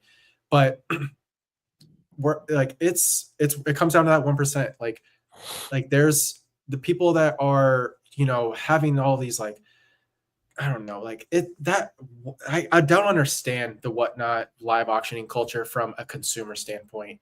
And I think it's just because I've been in this hobby long enough to understand like that it's about the business. Mhm. It's about the profit for the most part. Like, yes, people come to the same person, the same streamer because they feel like they have this like Yeah. unique, and this is coming from someone that just, for the most part, I'm biased against live Mhm. rip and shipping because I think if you're ripping, you should be doing it with friends in person. But I understand there's an aspect, and there's plenty of people in this hobby that don't have that privilege, that Mhm.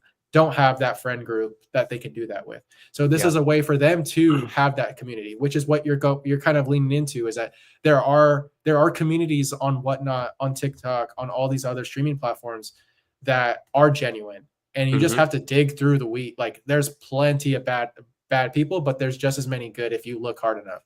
For And like sure. that's what goes back to me saying, like, putting yourself out there, going to live events, go to card shops, talk to the people that are looking at the cards with you. I do it all the time at my local card shows, like, or card shops. Like people are looking at the new alt arts, are like, they look great, like they look new, right? And I'm just like, I just start having a conversation with them. Sometimes Mhm. they don't want to reciprocate, but sometimes they do, and it turns out to be a fun conversation where I learn something, they learn something. I show them how to look at cards condition if they're looking to grade something.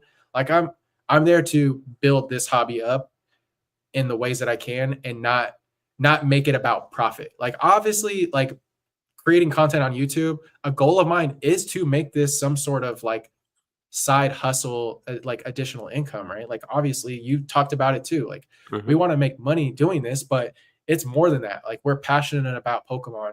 We're passionate about collecting. And yeah, that gets me to where I'm at now with making videos on YouTube. Like Yeah. I want to put myself out there more in a different way that I haven't in the past. And this is me doing it. Yeah, as much, Pokemon investing content I make enough of me there are a lot of content of me opening up Korean that gets, like, 100 views, maybe 1 comment, so I like to dilute Yeah. my alcohol with, some water, Yeah. Yeah. So, and that Absolutely. and yeah, it's just tough, dude. It's tough to satisfy everybody, Yeah. especially with the algorithm and I think I do a pretty good job with my content. I with like spreading, Yeah. but Yeah. not The spreading different too thin. sprinkling it, right? Yeah. Yeah. Yeah, but not spreading too thin. And it seems like I said, like now people are realizing that I'm more collector based than I am investing or anything else. Cause like I said, dude, I'll rip hacks, but also invest. But yeah, I think those are all great points. It's just the whole rip and ship stuff. It just doesn't sit well with me. I don't think it's necessarily good for the hobby in general.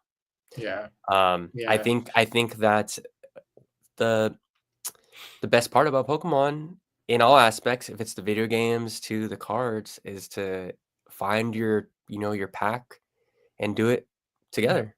Yeah. I I don't agree. I'm like maybe because we're old and we like come from a generation of going outside and Yeah, not being exactly. behind the Yeah. screen, but like Yeah, I don't know, that's a whole nother topic, man. Oof. yeah, you just yeah, and then like I said, the relationships you Yeah. build are just better. I mean, we can just uh attest to that, just me and you. Like you just hit me up, you're like, "Hey, what's up, dude? Get my Yeah. number down." Cool. And then FaceTime. "Hey, what's up? Hey, cool." Yeah. Like that's as that in person in 2024 as it comes. Yeah.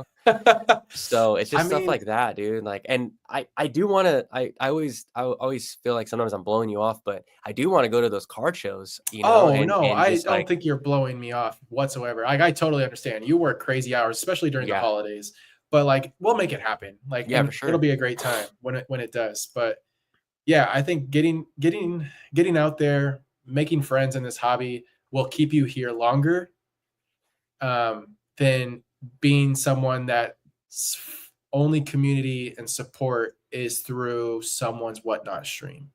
Yeah, Uh, yeah. and maybe some of those people that are in that whatnot stream, you can probably reach out to, and whether they're, local or not, just like hop on a Zoom call and just have a conversation about your collections. Yeah. And, maybe just like share your ups and downs about being in this hobby, and you Hmm. might learn something. They might put you onto something. And that's where I come from in this hobby. Like Yeah. I've talked about it before, that Cards and Coffee crew is like, they're solid, like every Yeah. one of them. And like having that support group, having people looking out for you, especially when you're at card shows and you have your case of, graded cards on you. Like there are plenty of thieves out there, and then having additional eyes on you, and making sure that you're not being taken advantage of by somebody or some vendor offering you 50% on your Sunbreon. Gosh, why are they calling it that? It's I a hate it. Sunbreon, I bro. hate it. Me and I Eric hate it. trademarked that. Yeah, Yeah. Quilly, dude, once January hits, I'm down. Yeah. I'm just being spread thin right now. But so I want to Doc, did you see Doko's comments on the No. live? He's like, seen 35 packs go for 290, and I could have ordered Yeah. a box at $54 at Yeah. release. Yeah. Retro Like, Retro had boxes down to like 50, I think, at one point. And like his dang, prices compared to the rest of the market, I think he's still in the 70s, where most people are still selling them for like 85, yeah. 85.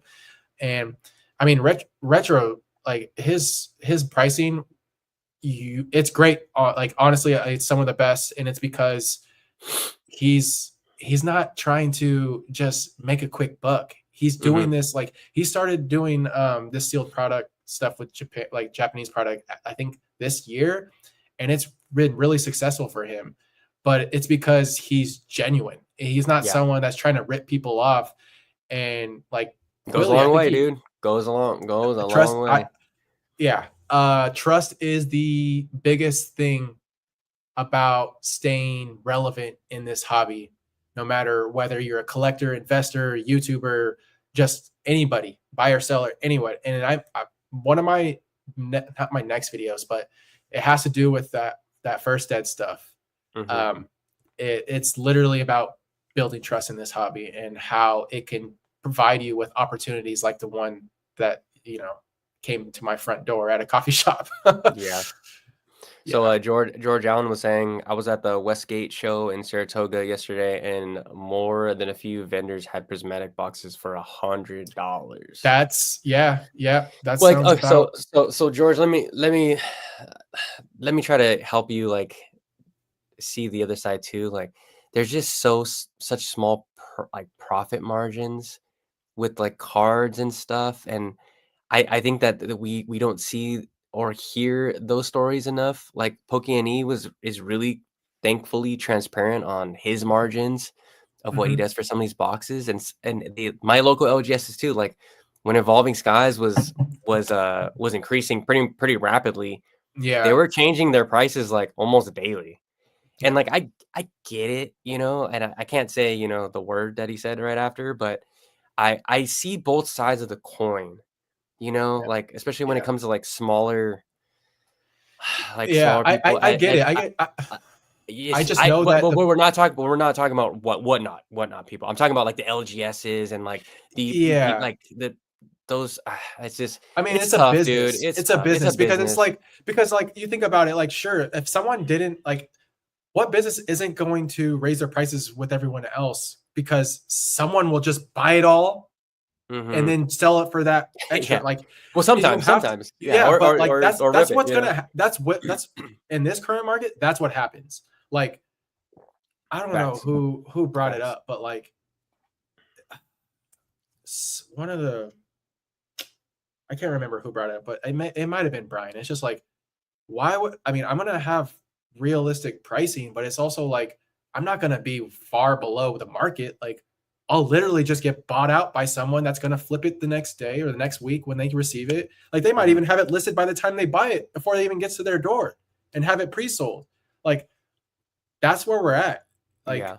and it's unfortunate, but yeah, I think he's talking about Terrestrial Festival, not Prismatic, because obviously Oh, that's not yeah. Oh, out. trust. Oh, yeah, But yeah, yeah, like, yeah, yeah, yeah. I mean, at 100 a box, I imagine someone that's selling it at that price probably bought them higher, Mhm. but there's also that possibility that they bought them at that close to $40, $50 mark, that are just taking advantage of you And that's a lesson to be learned, because even that vendor might make some quick money, but someone like that that finds out that they got burned because they could have got it by the next vendor at 80 or 85, you Yeah. might lose that business. And being transparent about that stuff is important. And a lot of that type of behavior, it only lasts, and those type of people only last for so long. Like I promise, like, and if don't buy it, obviously, like, don't overspend on this product, and don't FOMO into it, because there will be plenty of opportunities. Yeah. Plenty. For sure. Yeah. And it's tough, dude. It's tough when you just open TikTok or whatever app you view shorts on, and then you just see people pulling the Sunbury on or pulling a God pack, and you're just like, oh, I want to, that. Why can't that be Yeah. me? I want to be me. I mean, That that's bro. That's I mean, my What does that my go back to? one It's of the my landscape of the hobby. one of my closest friends, freaking Eric, dude, trying to get me to buy Rip a box, peer freaking pressure. Terrestrial Festival right now. He's like, just buy one now. It's just $80. You'll get it cheaper later. Like, dude, I can't afford that right Yeah. now. But it's hard. But I guess with content like ours, we just try to push to just chill out and just wait, as much as it sucks and it's not Yeah. really Yeah. fun It's just to chill out and wait. But it's gonna correct. I believe. I oh, will it die on this it hill. will. It's I about I I when. I just don't I just think that um the English collectors and investors, they're here in Japanese right now until Prismatic comes. I think there is a lot of those people here in Japanese right now Yeah. just because of the Yeah. evolution and the hype. And I think they're gonna go back. I mean, you guys gotta remember, there's people only have so much money. And Pokemon's just it's expensive. As many people as you see on the internet saying like, "Oh, I buy 2 cases of every set," or but that's not the majority, dude. Like, Yeah. what is the average American makes $43,000 a year? Something like that. So, dude, Yeah. you break that up at two Yeah. sealed cases, get Yeah. some kids and some groceries. Yeah, Yeah. they're not. Have you It's seen all. those memes where, like, why was my grocery bill so Oh expensive yeah, at Target? And it's some like two ETBs. UPCs. Yeah, yeah, exactly. So funny, but That's that's so funny. like that's what I try to get my audience to realize, and maybe that's why they like my content, because I'm like, hey guys, I'm just buying 2 booster boxes. And that's it. I'm good. Yeah, Or I'm buying 3 these, whatever. It's like it's just more yeah, realistic than, I mean, I guess it's like, when you see guys like Nostalgianomics and Rudy, that's like the NBA, where we're sure. like we're like high Well, school. I mean, Rudy is like, it's not even Yeah, the NBA. he He's owns the like, NBA. He owns the yeah, NBA. Yeah, yeah, he is the NBA. Yeah, where yeah, nostalgia's like LeBron. yeah, yeah, yeah. So Sure, so stuff like that. Like, I mean, I don't know. It's a very slippery slope with prices right now, especially in the bull and you market. and you think about it too. It's like there's a lot of English collectors that FOMO into this set, so they buy into the Japanese, and then they Mhm. overspend on this, and then they have no Yeah, no, liquidity yeah, for sure, for the English 100%, set. I 100%. won't I won't te- I considered buying one box of Terrestrial Festival just to have in my sealed collection, but I was like, nope. I'm gonna wait for my prismatic that I ordered, and I'm already moving on from that set. Like, Mhm. the set hasn't come out for another almost month and a half, or another month. Actually, a Yeah. month and 2 days, and I'm not buying into that product after, like, I have my 3 cases of Pokemon Center ETBs. I'm good. I So, I everyone in the chat, can you guys give me a one in the chat if you're just like me that just want to rip? Like, just I just give me a pack right now, bro. I love watching other people, Just like, tear in that thing person up. rip. I'll be that devil on their shoulders, Have just like, dude, go for it. But one of my favorite Pokemon YouTube accounts is this guy. He has like this giant collection like this, right? And he has POV. He just goes and just grabs a box, oh rips it to god, shreds, looks at the Through- promos and just throws them at his wall. And then he no, just gets a booster pack and just goes boom, just explodes. oh my gosh, So I don't that understand that guy content. that guy is my favorite. Number 2 is the guy that opens stuff with like chainsaws and like Oh weed god, whackers. He like gets a pack. He'll be like ugh. he gets a UPC, right? And he'll just get a chainsaw and he'll be like, "Oh, I'm gonna open this." he's like, "Oh, the packs are good. Oh, cool. The promo's kind of messed up, dude." My Oh my favorite, and just gosh.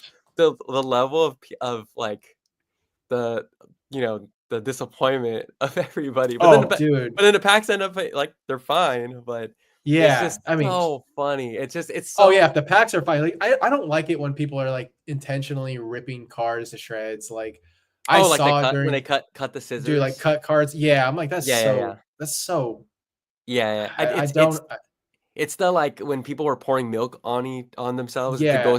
like, doing dumb stuff like that. It's, like, kinda like Yeah. that. But I do like he's ripping, but he's it's That is Eric funny. also Like and hates that guy. I can't stand that kind of stuff just because like to me, I don't see those.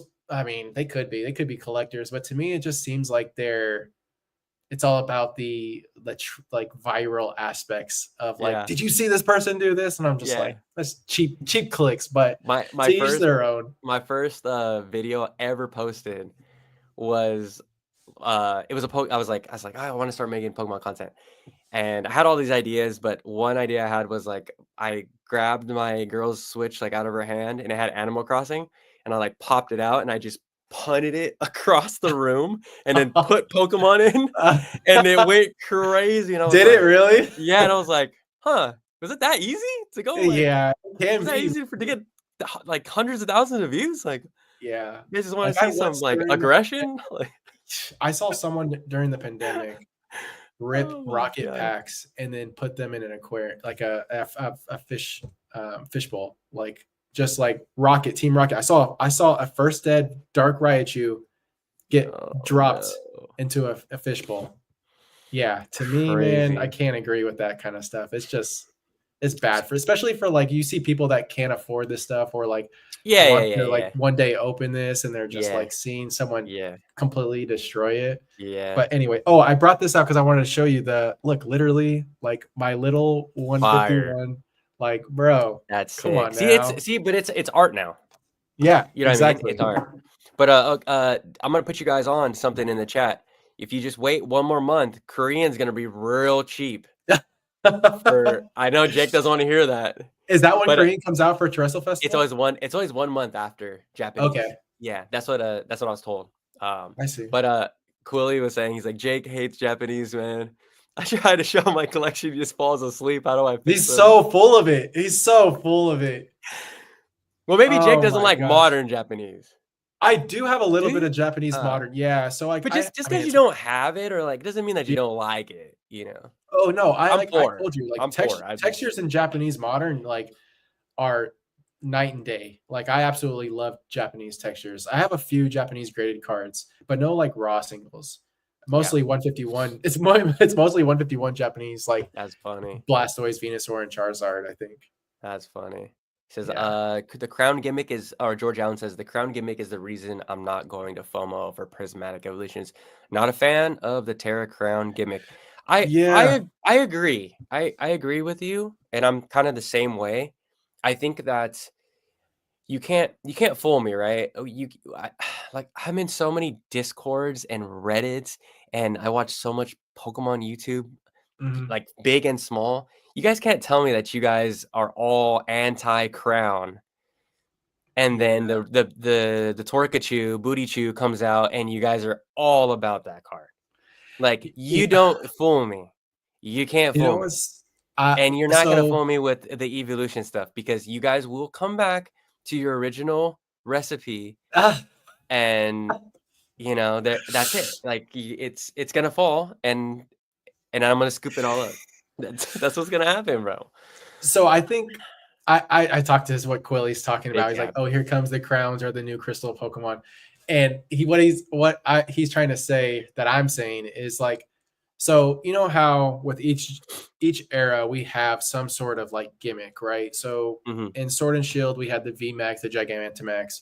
Prior to that we had the Megas.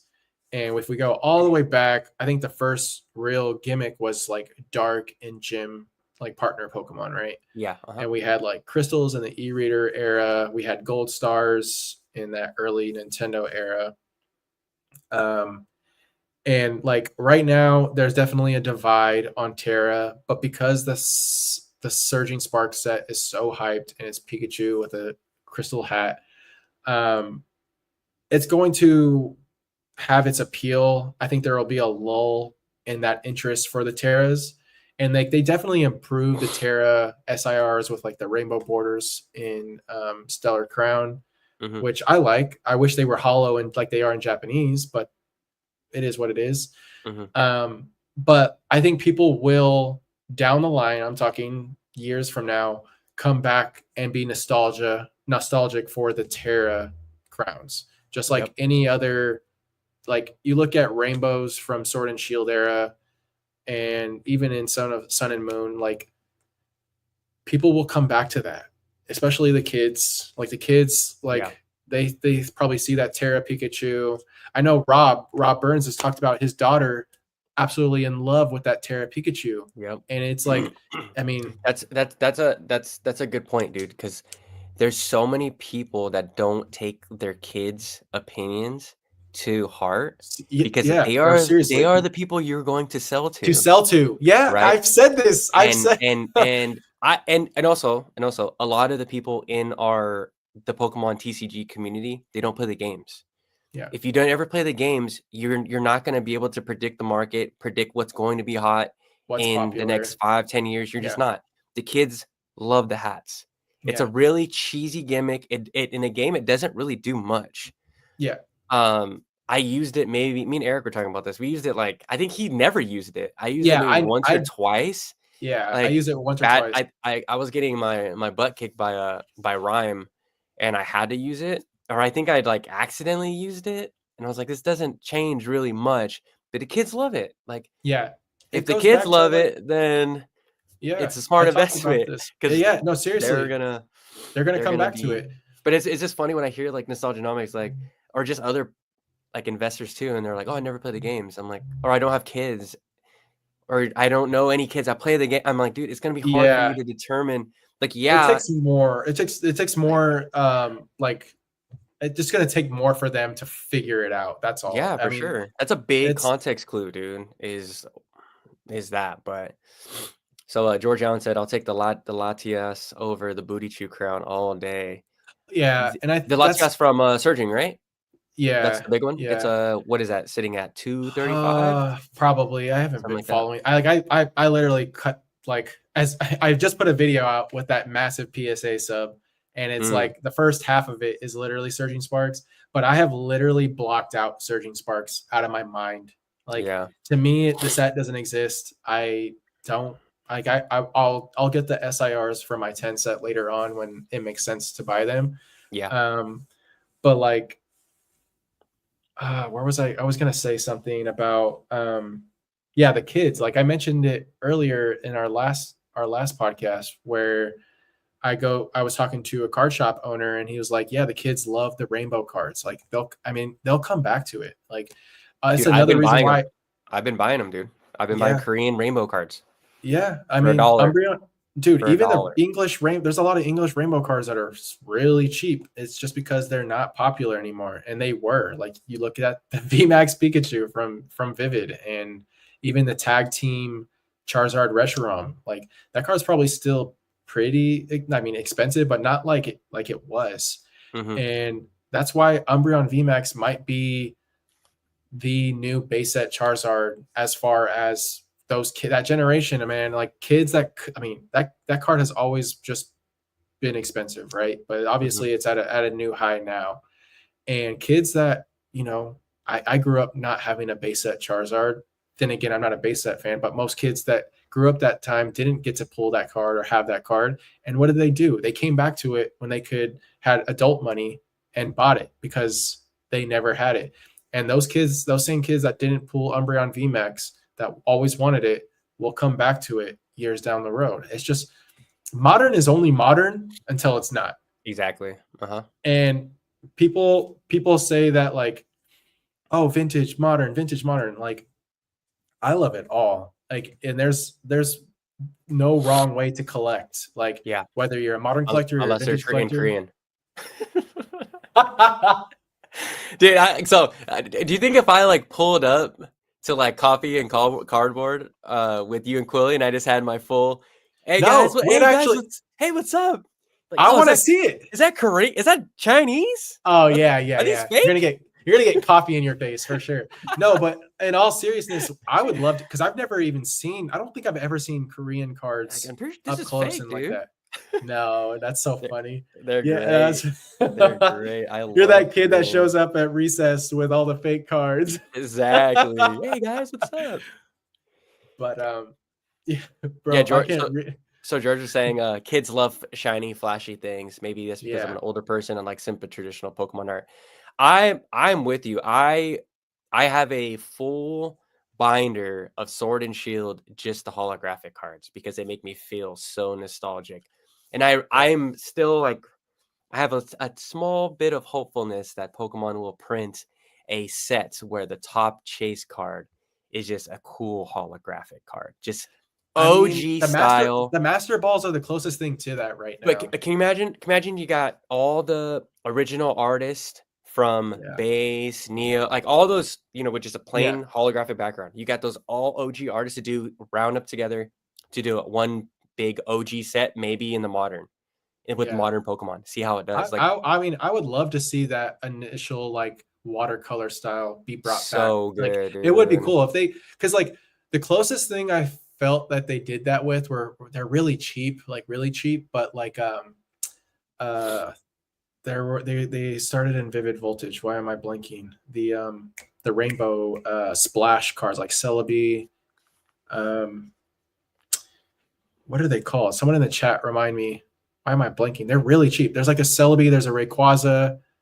Um, someone's got to know what they're called. They're the rainbow splattered cards. They have like texture, but they're just half arts. Hmm.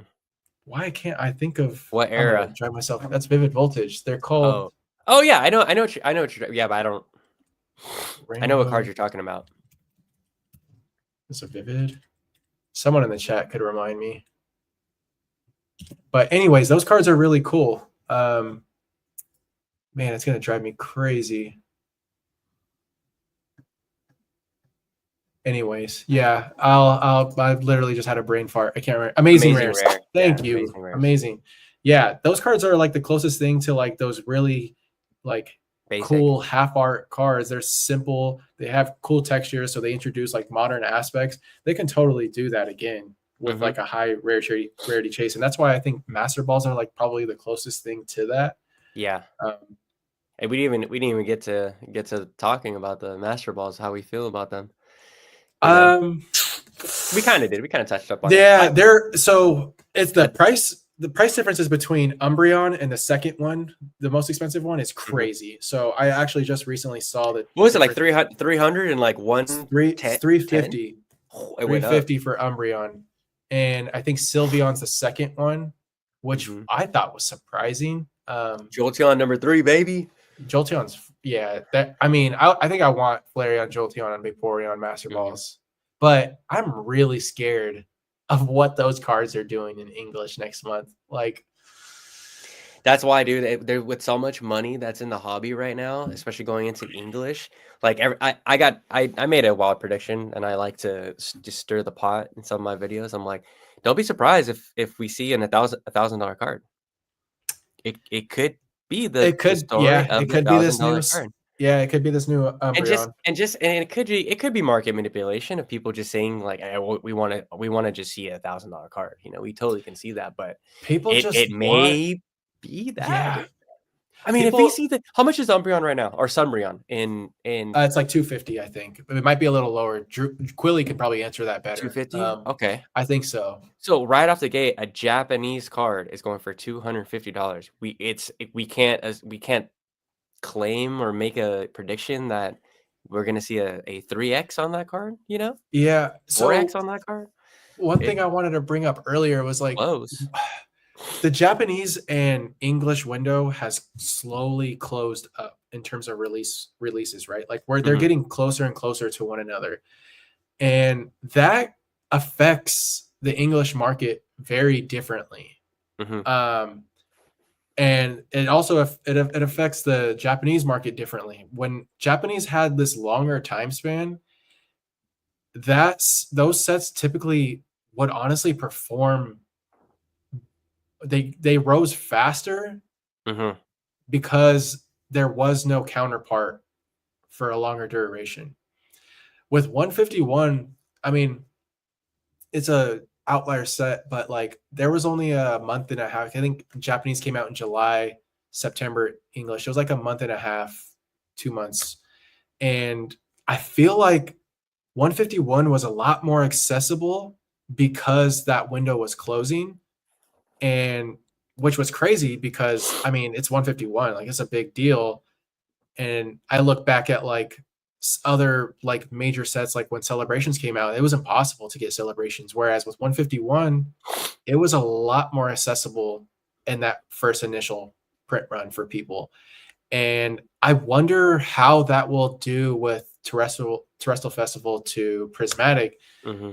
And like obviously it's going to be really high, but is it going to be as high, let's say if Terrestrial Festival had been out for a couple of months, where people are burning out or spending way too much on this set while it's in Japanese Mm-hmm. and not having funds for it when it's in English, especially with how pre-order prices are on this for this set. Like I honestly, my expectation is to see Terrestrial Festival rise faster and almost get to the point where it is in English, because people can't afford the English counterpart, which brings more demand to the Japanese, which there are like Retro could Yeah, probably cause talk and about effect. that. He Yeah. probably has more knowledge, but Mm-hmm. that set just came out. So what's out is out until reprint, which I believe is in like January or later this month. I think there's going to be like a 30% of the initial run. And so like it's gonna be a I'm scared of it. I'm genuinely afraid of like I where can't the wait, hobby dude. Because yeah, the it's gonna be a spectacle. It's gonna be content, baby, the content, yeah, no, the yapping from me is gonna be out yeah, this world. oh 100%. Like there's gonna be so much to talk about. I know, yeah, I know you got it. You're pressed on time. You got Oh last yeah, time yeah. 4 minutes, but I want to take George's last thought. So he said, "You're right about there being too much money in the hobby, but also too much FOMO and cluelessness. People are getting back into it. So you got to have both, right? There's got to be a contrast. So there is a lot of big money now in it, but there's also a lot of dumb money now in it. You know, There's a like lot of dumb money in it. and clueless money and people getting taken advantage of and all that stuff, and that's why that just creates a bull market. That's literally the definition of it. We got these people buying too high and these people selling too low, and now we're here. And when that It, bubble, I think, it has to pop.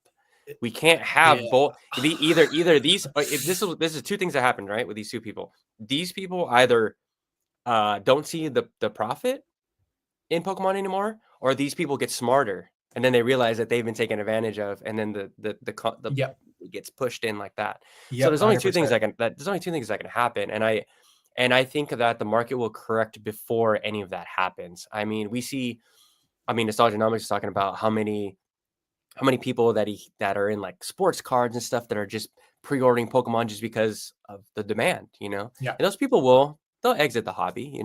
It's just what happens, and then the guys on the lower tier, they're gonna get more educated of what's out there, and then that's it. That's really Yeah. it. There's only I two things think that can happen, guys. There's uh, there's there's not a third factor. There's not a third wrench that get thrown into the equation, but I think it's really important for people to just take a step back and breathe a little bit, because it's so like there's so much content out there that just builds into that feeling of FOMO mhm. that makes people make poor decisions in this hobby. And I mean, yeah, Guru just said it, like $100 pre-order for an ETB is for a regular. We're not even talking Pokemon Center pre-order ETB. We're talking about regular ETBs is criminal. And I mean, people are going to spend it. People are going to buy it because they have to have it when it's new. And I'll be sitting and watching. I mean, I can't And then there's I also can't have you ever seen that PokeTuber called Vapor Self? He's I an think I investing have seen channel. his content. Yeah. Like, he made a good point. I was actually right listening to his last video right before I got on this, but he was saying like people are investing like buying these $100 ETBs as an investment. And if that's you, if anyone in the channel, you got to think who's going to buy, like what more new money is going to come in to buy these ETBs at, let's say, $200 if you think you're going to get another 2x out of it. The money is not coming to buy a $200 ETB anytime soon from a set that's already, the price of one ETB is already at $100. You got to think what new money is going to want to come and buy your bag at Yeah. $100 ETB. It's just not a smart Yeah. investment. And It's it's as just, you have to think about how much these large big box stores are going to get, right? So you have to think about how that affects the market on these like online sellers, these small card shops or online stores at these ridiculous prices, because people are going to look there first, and then once that dries up, that market's going to adjust based on accessibility and how much the set's printed. I think the fact that pre-orders for Prismatic started so early in November, it gave them like a 3-month window to figure out the demand. I mean, I think Pokemon is really there's great strategists and know how to market.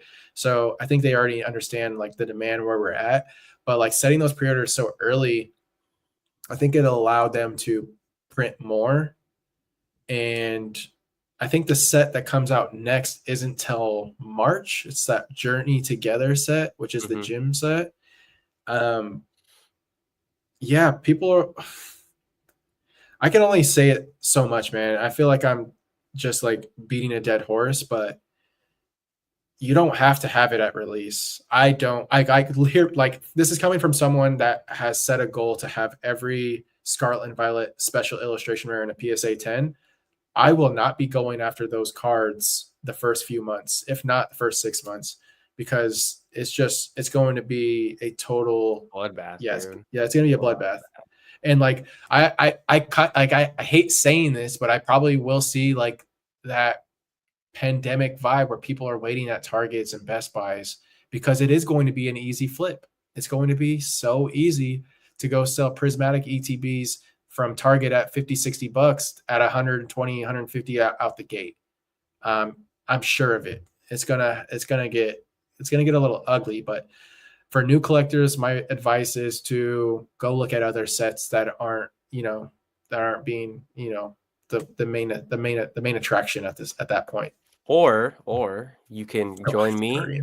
You can join me, and I mean, over in the Korean water, it's warm, it's nice, it's cheap, and or even go the Chinese route when it comes. Yeah. So there's always is options to get the cards you want. But if How you're much in, how much time do you have left, Henry? Sorry, I don't I'm want to. good. I'm good. Okay, I Yeah. can I can go for a little longer. Okay. I'll let you Uh, know when I have to head out. But Yeah, I mean, we yeah, could take like last questions. We could do one last okay. question. I want to do Goru. He's saying big box stores and vending machines are the future of Pokemon, in my opinion. I say we could end there. End with with your takes. Uh, I mean, big box ain't going anywhere, and if for the general consumer, that's where a lot of people go to. I do think that Target is too expensive. Hmm. These Best Buy is too expensive. I mean, that's relative, obviously, to the way. I mean, I'm not saying that about Prismatic, because obviously it's going to be cheaper Hmm. because these other online stores and shops are selling it for way higher. But I think overall, generally, Target is much more expensive. Like I can find ETBs from most of the sets over the past 2 years online for much cheaper compared Yeah. to, I mean, we're not talking about right now, but like literally no one cared about Scarlet and Violet for the first year. Like I've been heavily advocating for Scarlet and Violet since the beginning. I think it's a better generation than Sword and Shield. That's a hot take from someone that has every alt art from Sword and Shield and PSA 10. Yes, Hmm. I have a say because I do absolutely love Sword and Shield. Yeah. If you don't And think that, I mean, if people don't think that, they need you they need just some have to help. think about They need some help. this way. It took what if Brilliant Stars was the last quarter?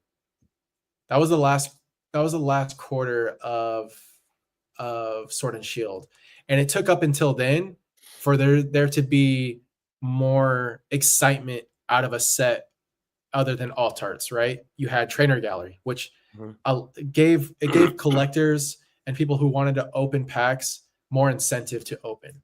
Mhm. Now those are great. Trainer Gallery is great. But when they did Crown Zenith and they did the Galar Gallery and they focused on just the Pokemon and not the trainer, that was a big, big win. And they knew that they were onto something and they kept going with it. Pokemon Scarlet and Violet sets, illustration rares.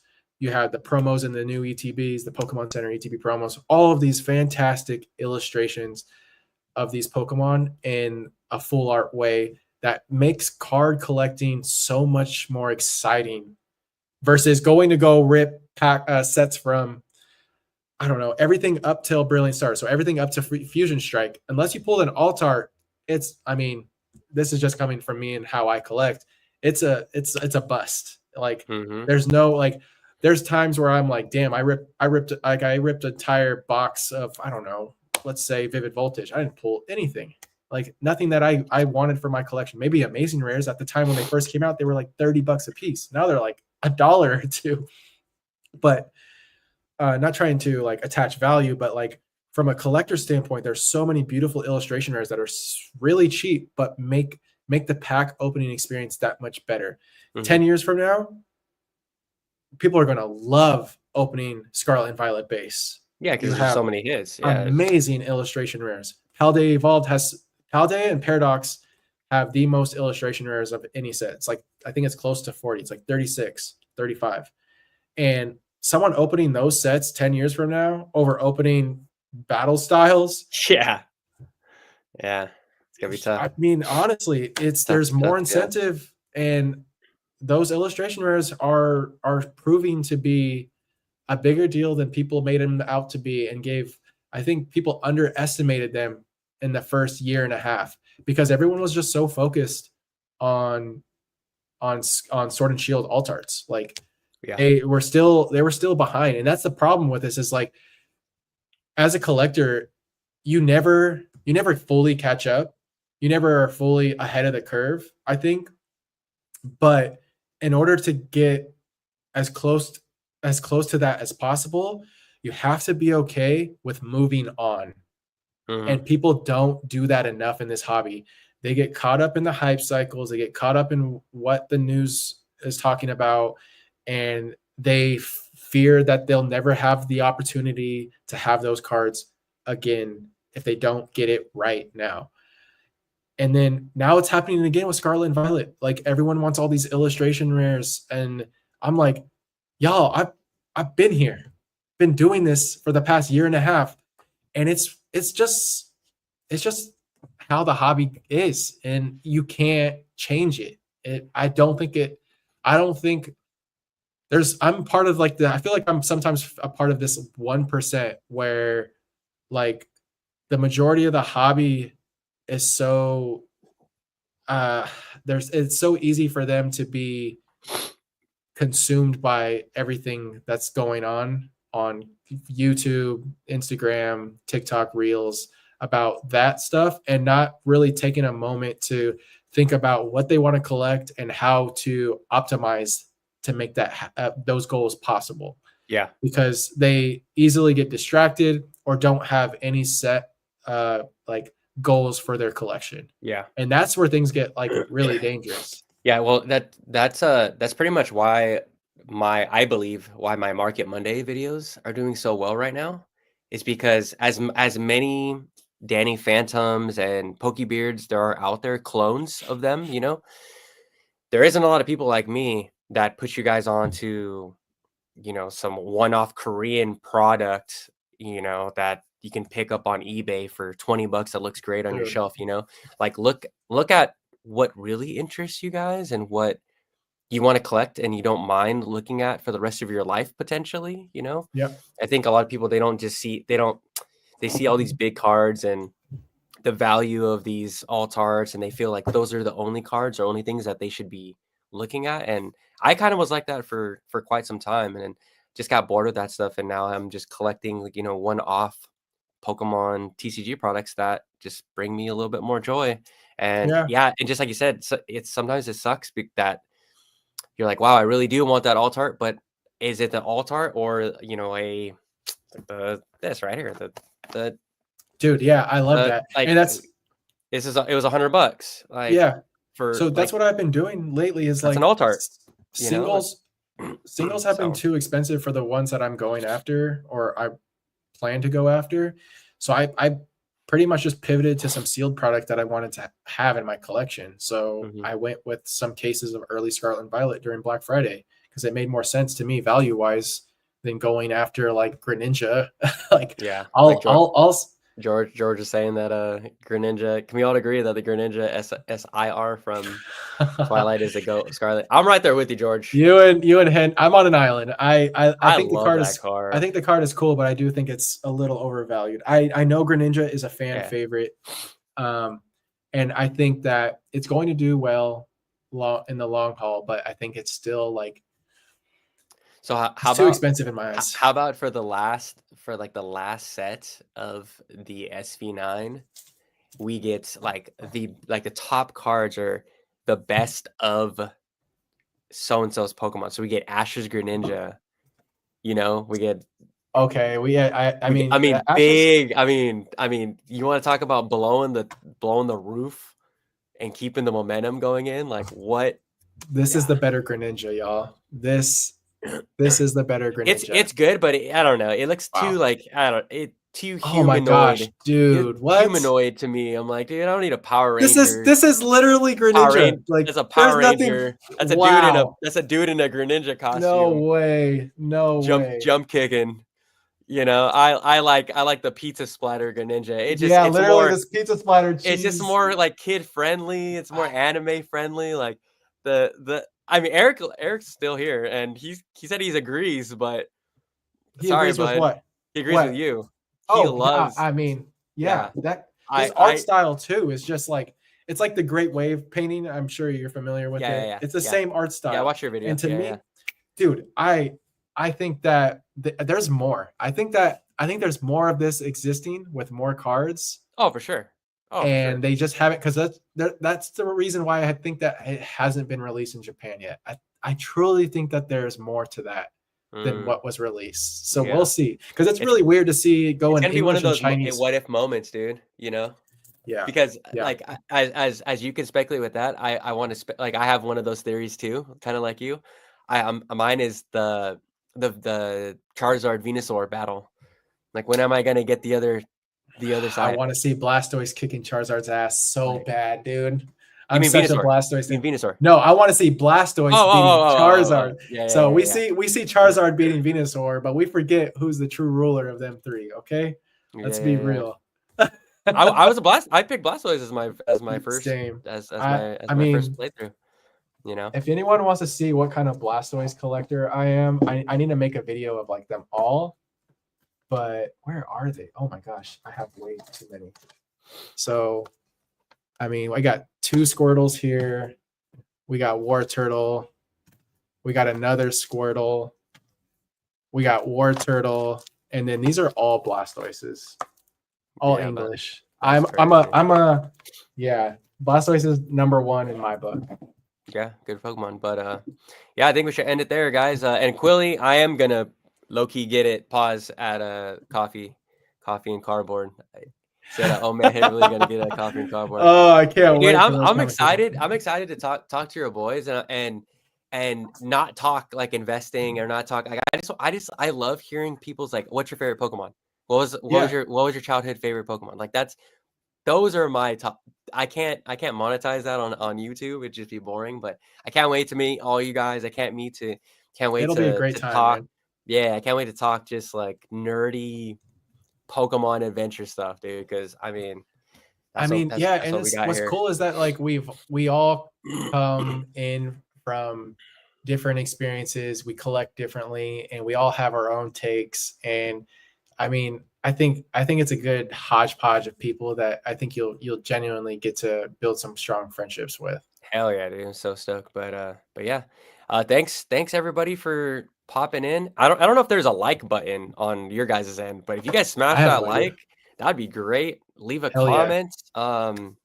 Yeah, kind of boost us on the algorithm, and me and Jake will probably be back in 2 weeks. That sounds pretty. Kind of let the market build up. 2 weeks will be 2 weeks. That might be really close to. It's between Christmas and okay. New We'll go after Year's. So after Christmas. yeah, We'll go we'll 3 do weeks. something after. Yeah, yeah, we'll do something after Christmas for sure. Yep. All right, guys. Take it easy. Talk to you guys later. Peace out. Bye, y'all. Let me end the stream. Bam.